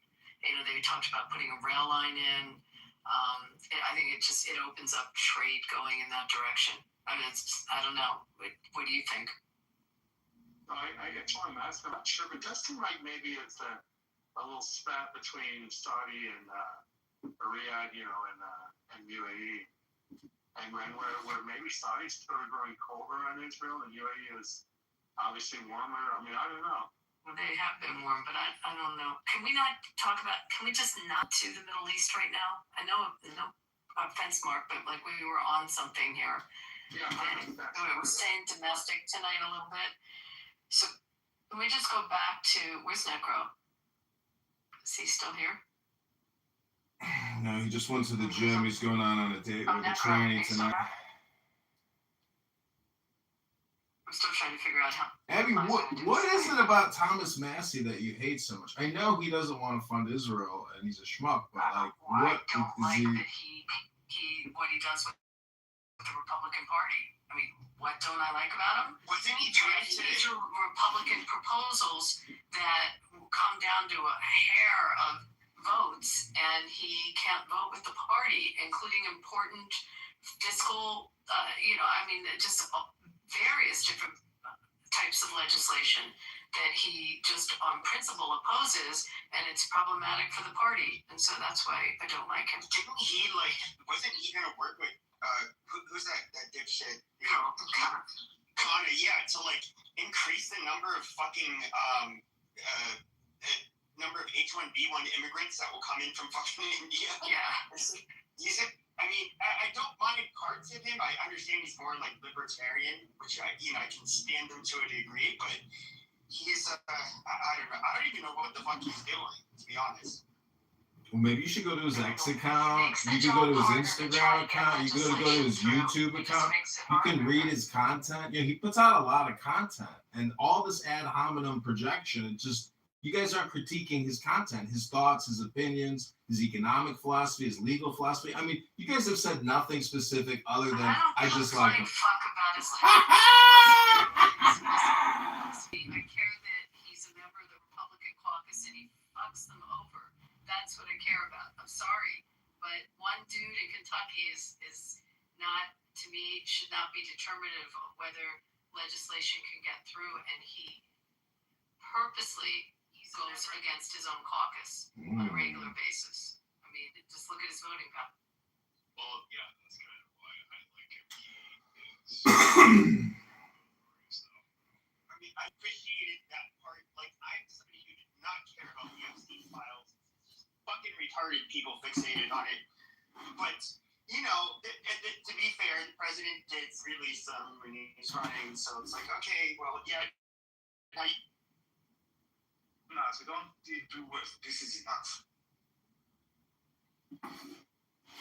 Okay, this is Trump America. This is Alistair. We just, I have a vow now. I won't actually spend any time in any rooms with Pepe anymore if he's speaking. I don't want to hear his voice anymore. And that's that. Yeah, that's what I try that again. And so, like, I ended up talking to the cops, which was a bad thing, right? Because we got a ticket out of the deal. And, yeah, that was about it. They let you off, but they just didn't do anything. Yeah, a pipe and a grinder in my car, and I, like, had not been smoking when it smelled like weed. And the cop, like, pulled me over and confiscated my pipe and grinder and was like, "You're lucky that you didn't have any weed." And the thing I thought about to this day was if there was weed loaded in Accountability and accountability is number 2. And the cop didn't look. And so I got away with it. But those incidents are few and far between, like 7 and 10 years ago. Don't do that stuff, man. One time when I was in undergrad, we were smoking in my friend's car, like, on campus, because we had, like, gone out to, out for the day, and we had come down before we head back to our dorms, let's smoke up, right? And so we were smoking in his car. This is before weed was legalized in California. So this is in 2015. And so they were smoking in the car, and for some reason, LAPD gang unit posted. Yep. Yeah, they whooped them, bro. Yeah. Yeah, Something's dropping game today. But they're still leaving 3-2.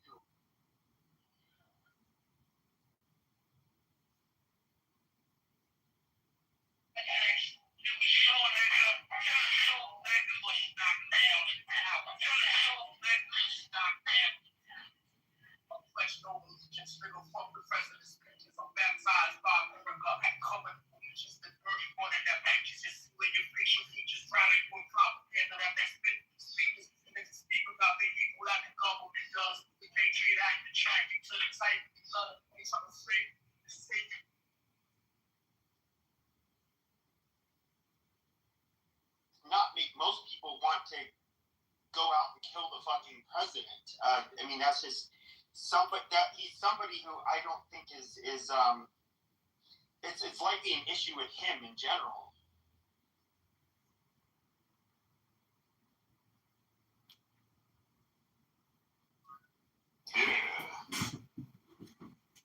My baby man is here. My baby. Oh, my beautiful baby is here. So random. Well, I mean, I have views that are like not popular and like I don't like I've never planned to go out and like start like beating up people or let alone doing a terrorist attack. I mean, it's fucking crazy. But people that do that, and I think they have throughout time. And I think like when people try to this is kind of, I don't like seeing the right use this whole what they call stochastic terrorism argument, where even saying not so nice things about will lead people to kill people, and it's dehumanizing. I mean, it can be at times, but for the most part, like, no, we don't. I don't think we should be like a bunch of leftists and information because closed. No, I don't know. What again? You're saying that it's a problem that rhetoric is propagandized. So in other words, what is the solution? That we end up basically clamping down on the speech that you feel would have led to Donald Trump, somebody trying to execute him? No, making sure that we provide information that's accurate to the people so they know that Trump is not a pedophile. Okay, so how do you do, but then that means you have to stop people saying he's a pedophile. No, I don't have to stop it. I have to mock it. I have to tell them it's stupid. I have to tell them that they're only seeing part of a story and they're swallowing hook, line, and sinker, and it's a huge problem. But there's people who will turn around and say that you're brainwashed and you're stupid maggot. The term somebody incites violence to commit murder.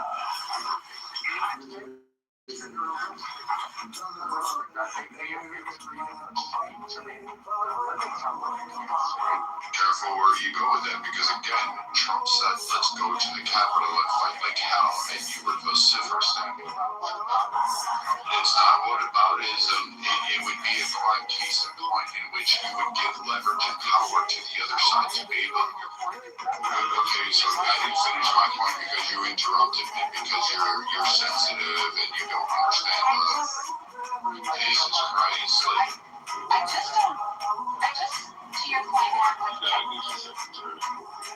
just don't understand, like, why people see the right essentially say that Trump making comments on social media about wiping out a civilization is just hyperbolic and not really that big a deal, and that in turn a very ambiguous post because of what the meaning of 86 could potentially represent is something that's worthy of us arming and sending our federal prosecutors after a person. And yet, like, we all wanted to make excuses when Trump talked about, wiping out a civilization, because we know he's hyperbolic. We know he says outrageous things. We make excuses for his outrageousness all the time. And yet, by the same token, oh my God, somebody threatened to kill Trump. And, all this ambiguity around 8647. I mean, we certainly didn't file charges against Gretchen, what's her face, when she wore the little pin that included 86, was it 8645 or 8647? I mean, she did exactly the same thing. So serendipity, can I give you context, maybe help you with this? Serendipity, it's this, I'm going to go back to like early days on Clubhouse trying to listen to people. We actually have a standard. I mean, whatever happens to Comey, it's still going to go through the Brandenburg test. Thank you. Who said that? Me. Pepe, yes. Okay, so Brandenburg test, two-prong test. The speech must be intended to cause immediate illegal activity, and the speech must be likely to cause immediate illegal activity. Those are the prongs. It has to be intended, and it has to be imminent that it's going to happen, and intended for that to happen. That's our test. Thank you, Pepe. God, why didn't you become a lawyer? You picked up on this. I didn't know that. But Abby, the same lesson would be said, because now if a Republican in the future says go fight like hell and something happens off of it, they could be held if we allow this to pass. Well, let's talk about, but this test got tested over and over in the courts many times. It actually got loosened more than when Brandenburg happened. And Brandenburg was a Ku Klux Klansman who stood up in front of a bunch of Klansmen. And the question was, did he incite the violence? Did he have the intent to have them go take down the Black community? And was there a likelihood they would do it? And the court said no, that it wasn't incitement. So, and again, it became even more and more harder to prove incitement over the years. So in this scenario, it's interesting what you say, serendipity, because ultimately it's going to go back to if his intent was to dog whistle or to get people to react to it, knowing that there's a strong possibility that there would be the reaction, then it's going to be tested under that test. It's our law. I mean, and you guys can Google it. Where's my co-counsel Pepe? You go Google what happened in the case law post Brandenburg, that how we look at whether that dog whistle is going to bring imminent harm and the likelihood of it. All right, now. No, Pepe, add that to your bio, bro. That's on the resume. Yeah, he's also Pepe. It's my understanding that's why you can use vague threats. Like, for example, kill Whitey, total N-word dad, gas the you-know-who's. Now, horrible language, you know, the social consequences will be severe for saying that publicly. But, okay, let's just use the last example, gaslight the troops, right? Because that means you're doing something you don't need to be doing. If you're ashamed of who you are and what you're doing, stop doing it. Point blank. You worry about somebody gonna tell your business. Sometimes young men, these ain't all the way there. And that's it. But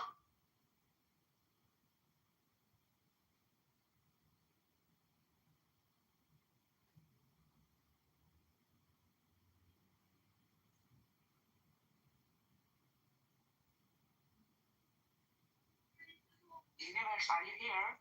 Hello, my baby Maria, my darling. De la barra de. She has no background in DC. So what are you talking about? What, Henry? I was just going to say, I appreciate the explanation, Walter, because I was also worried that moving her out of her current position where she is being so successful, would that create a gap that couldn't be filled? It sounds like that's probably true. So I appreciate clarity. Maybe some other time we could talk about Vivek, man. That was the only other thing I wanted to talk about, but I'm taking up too much time. Vivek, listen to me. I've been following his campaign. I don't know what he's doing. He came through town. You know where I live, don't mention it, but he came through town a week or so ago, and I went and saw him.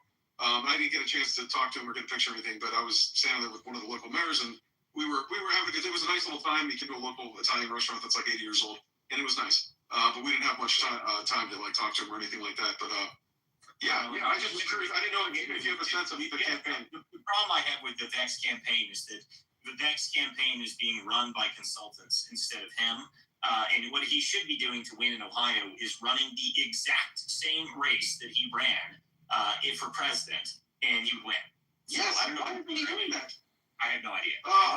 They gotta hire you and Chris and whoever the hell. Listen, I'm not allowed to be hired as a political consultant because to be hired as a political consultant, you can only lose by a small margin. That's the only way that it works. Political consultants only get hired if you lose all the time. You can't have any good ideas. You can't have any real guerrilla marketing experience. You can't have any real opposition research experience. To be a Republican consultant these days, you have to figure out how to charge $350,000 a month and do almost nothing. And that's the only way you get hired. Walter, you're a charming person, so please don't go work for Vivek. I just wish I came up in this era of Democrat operatives where you can get paternity leave for like 4 months and get paid.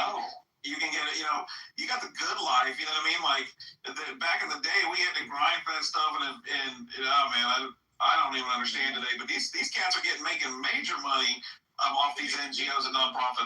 I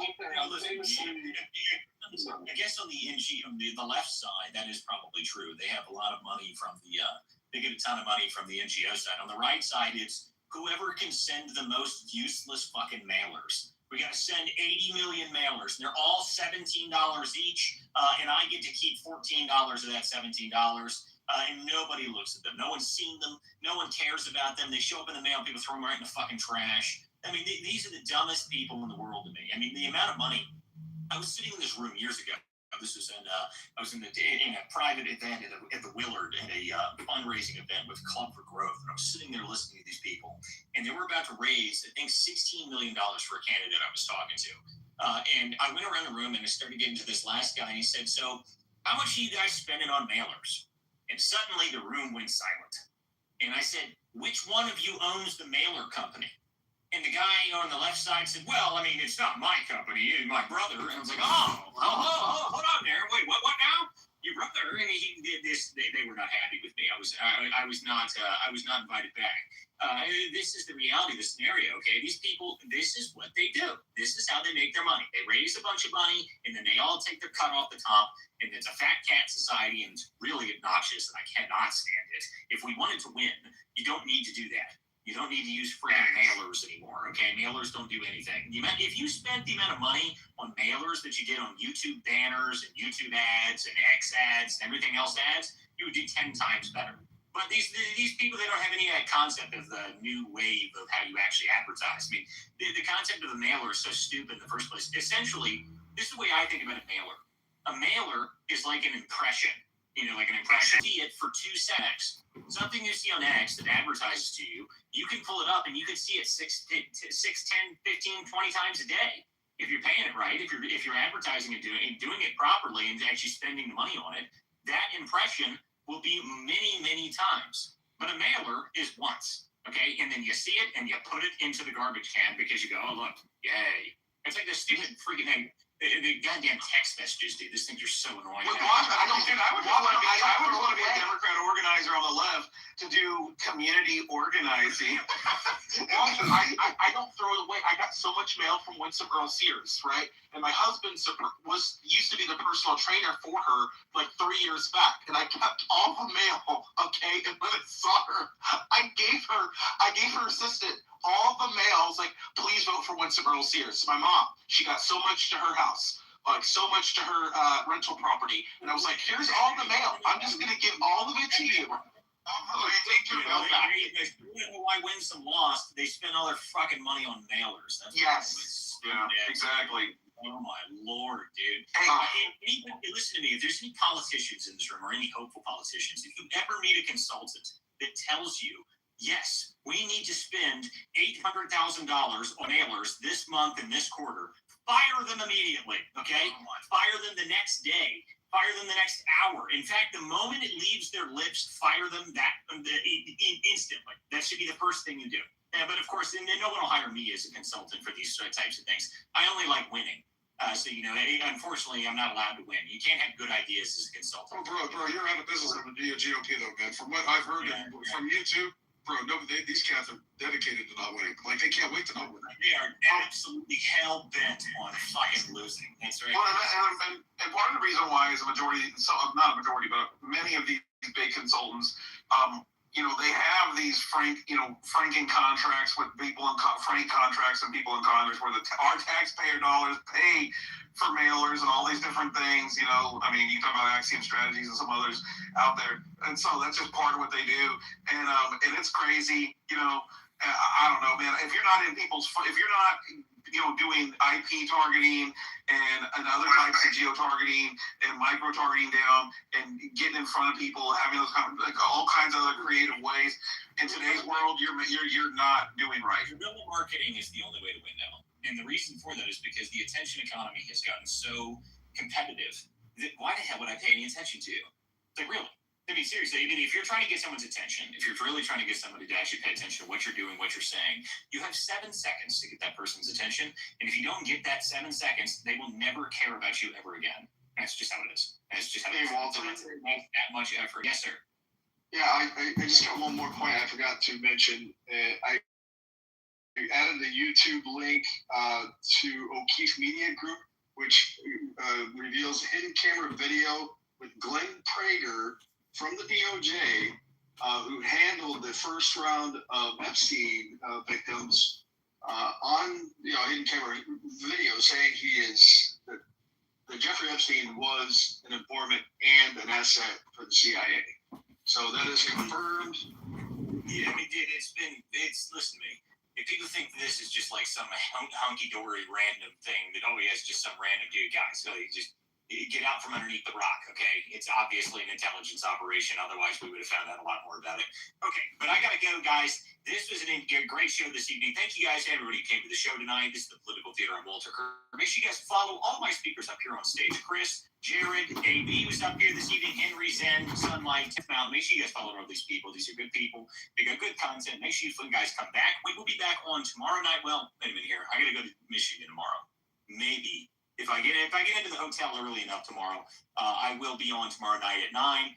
So we will be back as soon as we can. There's a press conference, by the way, Thursday morning. There was a press conference up in Michigan, and we're going to be going over the fraud. That is with the state senator Nesbitt. So that'll be at 9:15 on Thursday morning. So there's a press conference talking about the fraud and stuff. That's the most recent articles. If you guys have been following the work that I've been doing, that's what that's going to be covering. So we're going to be covering that on that. And I think we should be on for the rest of the week. I don't know. I got to double check some travel stuff because I might be going down to DC Friday. Someone invited me to an event. They want me to go, and I'm going to try and make it. So we'll see. But anyway, guys, we'll be back. Hopefully, we'll be back on tomorrow night. I don't know why I wouldn't be able to be back on tomorrow night. So we'll see you guys tomorrow night for more of the Political Theater, 9 p.m. weeknights, guys. We will see you guys as soon as we can, and we will see you guys next time.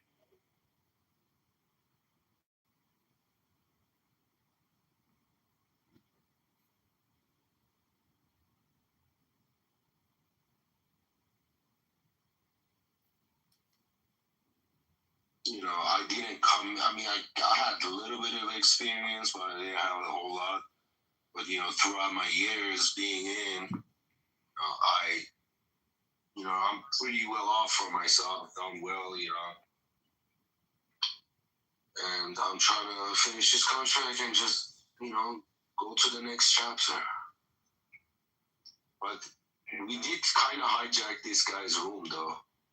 No, he didn't. Hey, Universe, is that you, John? Yeah. Hello? It looks like you, John.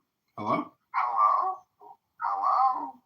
That's my call sign. Hello? That's my security password. If you ever need to, walk across the perimeter, you just say hello.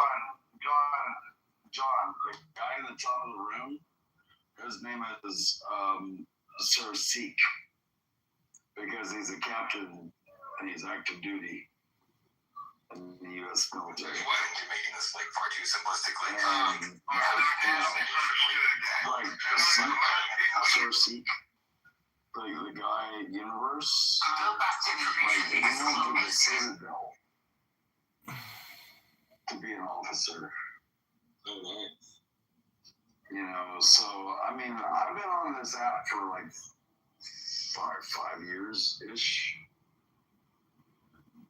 But dude, I think you and John would actually be common cohorts in crime. Oh yeah. Because like I said, he went to the Citadel. Oh, I don't participate in crime anymore. I'm strictly involved in politics now. Yeah, well, that's because you lost your fucking congressional fucking run.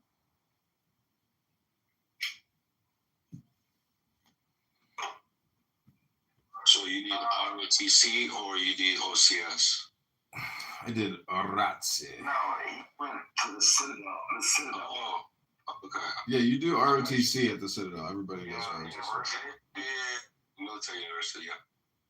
Yeah, that's John. That's who you're talking to. You want to talk about a commission? What do you think would happen if a black man ran for president? I'm not there yet. The result would be a landslide, and he would be under it. Sonny, what do you expect to do about unemployment? The same thing I've always done. Go down every Tuesday and sign up. Sonny, do you think being vice president to be an officer?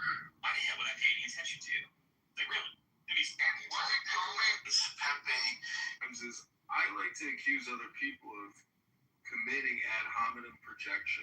But then when I say that other people are committing ad hominem, is that me committing ad hominem projection against an ad hominem projector? Isn't it?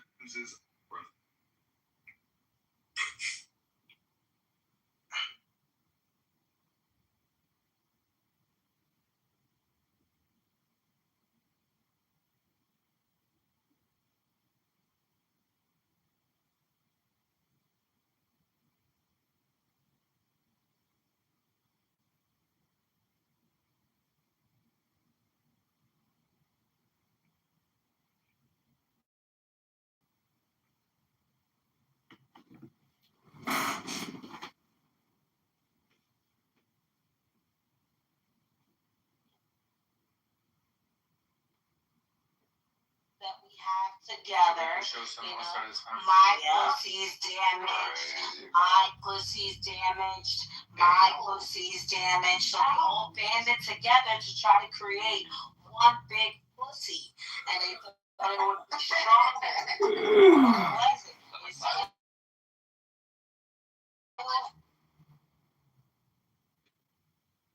Criminal activity again. Don't go after this ridiculous 8647 shit. Is make it substantive, make it stick, make it matter. Yeah, that's one of the problems I have too.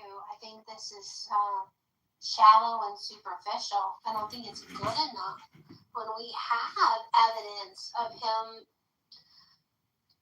doing seditiony things. Propping up the Russian collusion delusion, making the Steele dossier seem vital and important instead of gossip and innuendo. It's very frustrating. I hate you. I think it was a crime when he opened the investigation against Michael Flynn. Me too. It's very hard to swallow. Roger Stone, Michael Flynn, Sidney Powell, all the people that supported Trump were targeted in Lafayette. It was a political intended to tie them up in bankrupt. So in this instance, while people can argue and he'll have to argue what he was meaning when he was using the term 86. What's wrong with him taking his own medicine? Like, I don't see it is politics. It's not like the Democrats are going to, they would have eased up on their lawfare until this indictment came out. They were literally promising to go after every Trump official when the House gets back in office and investigate, or when Democrats take majority in the House, and they're going to investigate every single Trump official. So, they're already promising lawfare against Trump. Shouldn't Trump fight fire with fire? I'm gonna go after Pepe. I 100% agree with you. I'm somebody who believes that when President Trump is in office, a lot of people need to go to jail. The way they went after Trump and those around him, they had to play dirty. And I don't know how else to do it. Like, I personally do not really give a shit about Comey. I'm not the one who brought this up, but we kind of the conversation started before Comey. It was about radicalization of the shooter. But when it comes to the people that were going after Trump, yeah, I do think something drastic needs to happen to them, because they will just keep on doing it. How else do you stop it? Well, what we could have done. I would go after Pepe, please.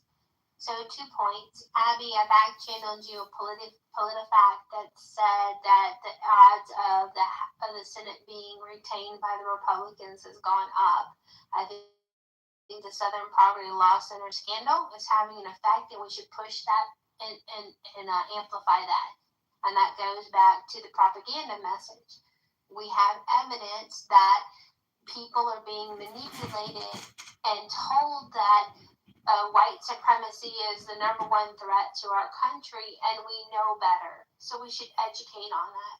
And the second point is, Joe, we are tossing out odds about how likely is it that with this charge, Comey will be convicted and found guilty.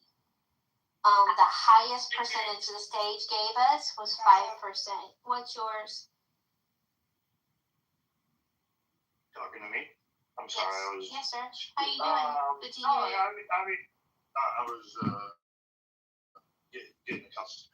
No, I don't think it's likely, given the state of clearly in this room right here, if Republicans are thinking it's a bad thing. Comey better get a bunch of clubhouse Republicans on the jury to not convict.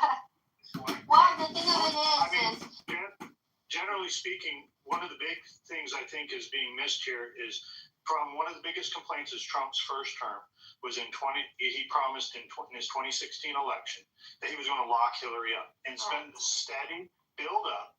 And then after going through 2020, after going through 2020 and in the years under Joe Biden, it's actually polling very, very strong with Republicans, according to big data polling.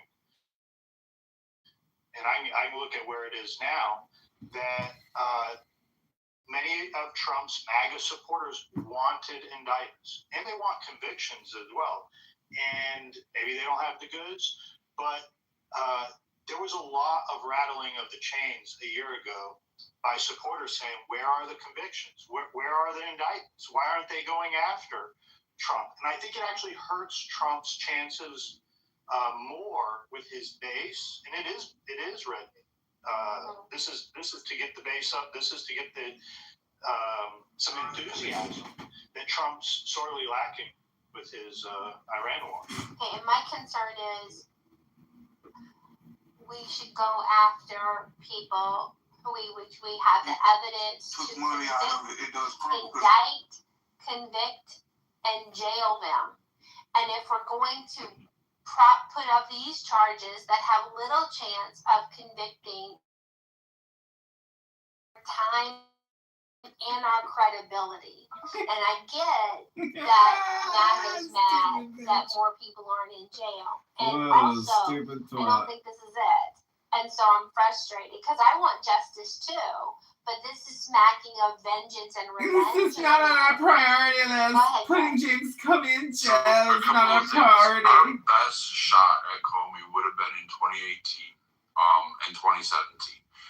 That would have been under the purview of Sessions, which he was a twit, and the DOA was flustered. We had illegal wiretapping, misuse of a FISA court, omission and tampering of evidence to fit a narrative to go ahead and get those. That all occurred under Comey. Now, whether you could have pinned that to Comey, that would have been a different thing. But he still violated the Hatch Act. He also interfered with an election process in which that does carry criminal charges under it. So we could have prosecuted him. They didn't do that with Comey. I don't know why. It's a short thing, but Comey could have done. The Flynn debacle, as was mentioned, yes, it should have absolutely been reviewed and probably could have been over the pardon. And we could have probably found out that there was some mishandling of evidence and misalignment of that. She survived big guys. Like all the evidence that people have, you have to prove that she's criminally violent. I didn't tell you this, but I can't stand that woman, and she is the worst person on this planet in terms of our political system. But they get away with it. Like they're clean. There's nothing that sticks to them. There's nothing you can really pin on the Clintons. I mean, shit, the guy lied under oath in front of the American people and they re-elected him. The power dynamics there are you have to sometimes say, hey, there's really not much I can go ahead. After that same hearings, Hillary's stock went up. And everybody knows it was her and that administration that left and others to go ahead and die. Like that's just a simple fact. Quell that shit. Her administration did it. Uma Abedi, Anthony Weiner. You can't tell me that was the first time that they had child pornography on their webs, on their computers. The servers, the destruction of evidence. They had the crimes there, but they exonerated her. They couldn't make it stick. So, I mean, it's not just what you know; it's what you can prove. And if you're going to go down that pathway, we better go. And if we are going to do that, then we better find some fucking damn good prosecutors. We better find some Republican lawyers that can go on there and not just do CNN or Fox News sound bites and sound good on TV, but they have to be fucking dead on. And if we can't do that, then we don't have anybody. We don't have anybody to blame but ourselves. And Trump made a mistake. Sessions was the worst person to pick. That fucked him up from the beginning. He should have picked somebody a lot better. I don't know who it should have been, but I would have probably put Ted Cruz in. I would have gave it to him and said, here you go, unleash it. And Ted Cruz would have been a dog with a bone at that time, especially because he wanted blood and he wanted vengeance. And he would have went and got it. He would have found a law. But you know what? We didn't do that. Our side wasn't smart in that area. The Democrats threw everything they could at Trump, and he didn't get unscathed. But the man came back more powerful and destroyed the blue wall, destroyed every swing fucking district that we had. He took it over, and we have the power right now. This is just a distraction. We had the narrative for like 2 seconds, and now this is going to blanket it, and everybody's going to be cheering it, and it just gave leverage to the Democrats when we should say, hey, the political violence, your voice is being silenced. We could have rolled with that. We didn't have to do this. This shit was stupid.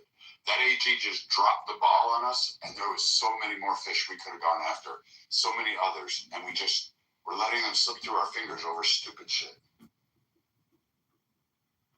Yeah, no one in this room, but we live in a world where we talk to people outside of this room on Clubhouse where they believe an impeachment of a president means it kicks him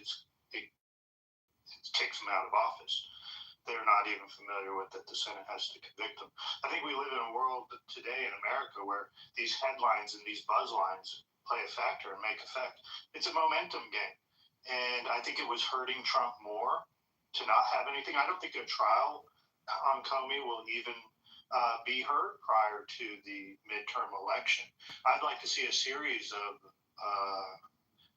indictments come out over the next 6 months, regardless if they hold any water or not. These people in the DOJ work for us. This is one of the biggest complaints against Bondi, was why was nothing moving forward? Well, some of this stuff was working forward. I think now it's just starting to actually come to the news cycle, because I believe they were working on this grand jury for quite a while prior to this, even when Bondi was still in office. So I don't know. This is the machinations of what has occurred over the last year from some of the base demanding some of this stuff. The guy from Rasmussen Reports, he went right into Trump and told him back in the fall, Mark Mitchell's his name, and said, look, your base wants indictments. Your base wants convictions. And at least according to his account, it's like, oh, okay, they want indictments. They want convictions. So we'll see. We'll see. Was doing nothing better and putting us in a better position than doing something about it. And I'm on the side that says do something about it regardless of the outcome. All right, if that was the case, so take a look at the impeachments against Trump, the prosecutions from New York City, the release of his tax returns, creating fucking new state laws, manipulating a law to turn a misdemeanor into a federal crime, and then charge him 31 times with the same fucking crime. Then you go, all right, we've got this. Then you got the Georgia, what was her name? Stacey Abrams, not Abrams. The girl that was, whatever her name is. Willis, Fanny. She's in a hotbed of water right now, and she's like trying to survive the next day. they tried to do it in Florida, and the Democrats lost on it, which gave power to Trump. I'm not necessarily saying we shouldn't have done anything. I'm saying we didn't have the people that were really going to go after it. We put the wrong people in play, and I'm kind of grateful to Trump right now because he didn't necessarily go after Hillary, because that would have been front page and it would have been a failure. It would have been a failure, another failure, and who knows how this election cycle that just passed would have turned out if Trump under 2016 with COVID shit that was happening started prosecuting everybody and lose. That would have been an epic loss on our side, and it would have hurt us much more down ticket, and we wouldn't have had the powers to basically shift a lot of things. And I still don't like Mitch McConnell, but hats off to him for securing the courts and making sure a lot of provisions down ticket, down ballot actually worked in our favor to help propel up and to help us have that sweep of a victory. And played it right. He set us up. Now it's up to our team to hold on to that. We're going to hold the Senate, and we have a chance. We're probably not going to win a major majority in the House, but it's still a coin flip. We can still take 3-4 seats over and still have power, and it would be an epic win for Trump to be able to finish out his term, being able to do a lot of the things he promised, and maybe somehow we get a better win and set up the next administration that could be a Republican, whether it's Vance, Rubio, or somebody else. We could have a shot. And if they do good, we've got 12 years at least. We've got 12. We have a shot for it, a good shot, not just like some imagination, but an actual good shot. I just don't think throwing shitty fucking prosecutions that all the media is going to cover and not cover any of the other shit. We're just giving too much fodder to the other side to use against us. It's a good point. It didn't. When the Democrats did it to Trump, it was completely appropriate. I was hoping today to give you an opportunity to put to rest the concerns that people have that there were federal agents or assets of the federal government. Mr. Speaker, I rise to wish a very special Attorney General Garland. Elon Musk was a Democrat. For They got conviction Steve Bannon. Oh, they did. That's right. They did get a conviction. Yeah, but he kind of set himself up. He can't do that whole Sandy Hook thing. Wait, that's Alex Jones. No, Steve Bannon was the one. Oh, yeah, Steve Bannon. I'm sorry. I was thinking Alex Jones. Contempt of Congress. It was contempt of Congress. That's right. Yeah, Bannon was contempt of Congress. But I mean, that's a nothing. Like, that's not a big win. Here's what? 5 months? They were also going after him a while back for raising private funds to build the wall back in the first term. Do you remember that? Yeah. Shit, I don't. Man, there's been so many of them. I can't even. He's kind of. But you're right. I mean, right. It wasn't a special thing that everybody was and I don't know. That's the bottom line, the fabulous base again. They're demanding revenge, and it didn't work for the Democrats, at least for winning the presidency. So, how effective is it really in the long run, other than costing a shit ton of money and time and effort and pulling people out of the game? Hopefully, maybe going after a Comey, sabotage the base, and not going after a savior like Barack Obama. Then we'll really rally the base after that. Because I think we're going after Hillary or going after Barack to definitely bring the left some momentum. So that's a fancy piece of wood. But I mean, if we take that point, like again, if Trump succeeds, like let's say he gets the straight, all the Iran thing falls our way, we start, boom, it starts working out great. Okay, done, settled, over with. And he follows through and he's managed to hit $21 trillion in investment. Now we won't see that in this term, but we have a shot to see it in the next term. We definitely will start to feel it about the midterm after the next administration. That'll trickle down. And if he puts that on there, I mean, can you imagine if it's all under conservatives, it's controlled, and we can actually fund and start doing things and start targeting issues that we have been complaining about for a long time, that we're going to have an economy that's booming under 12 years of stewardship under conservatives, it would take literally 50 years for the Democrats to break that shit. And not that they won't spend us into oblivion, but we really could hold something there, and Trump can walk away with something that will last, I don't know, another 250 years. He'll be able to support this country with those investments. Again, it's a big if he hits 21 trillion, because that's a hard goal. That economic boom for the U.S. will cement us for 150 years.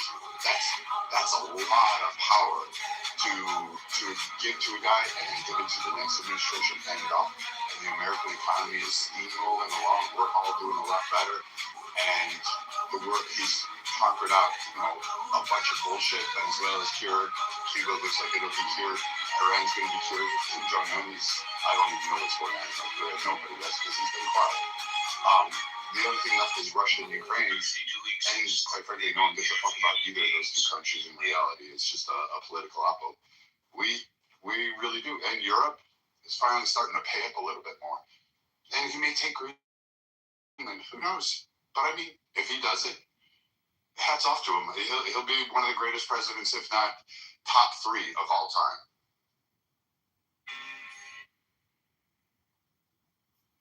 Ready for Mount Rushmore? Well,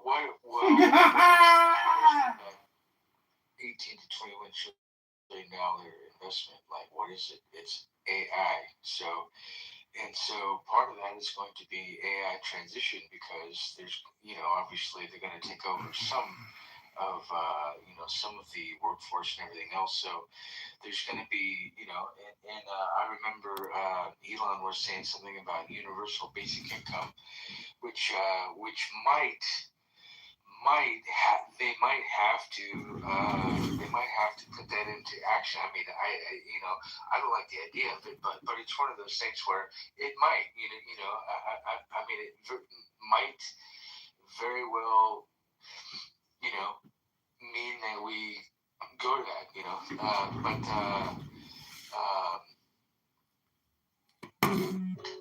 but so it's mainly going to be the AI transition.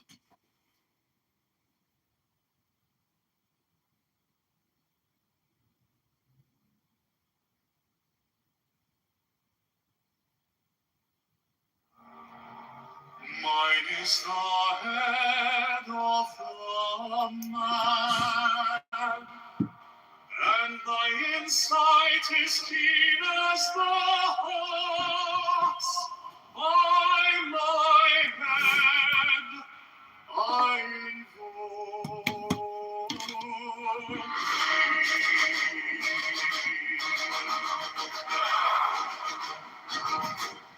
I am the only begotten child of my father and mother. My father is dead. My mother bore me with labor and pain and fear. By my body I invoke thee.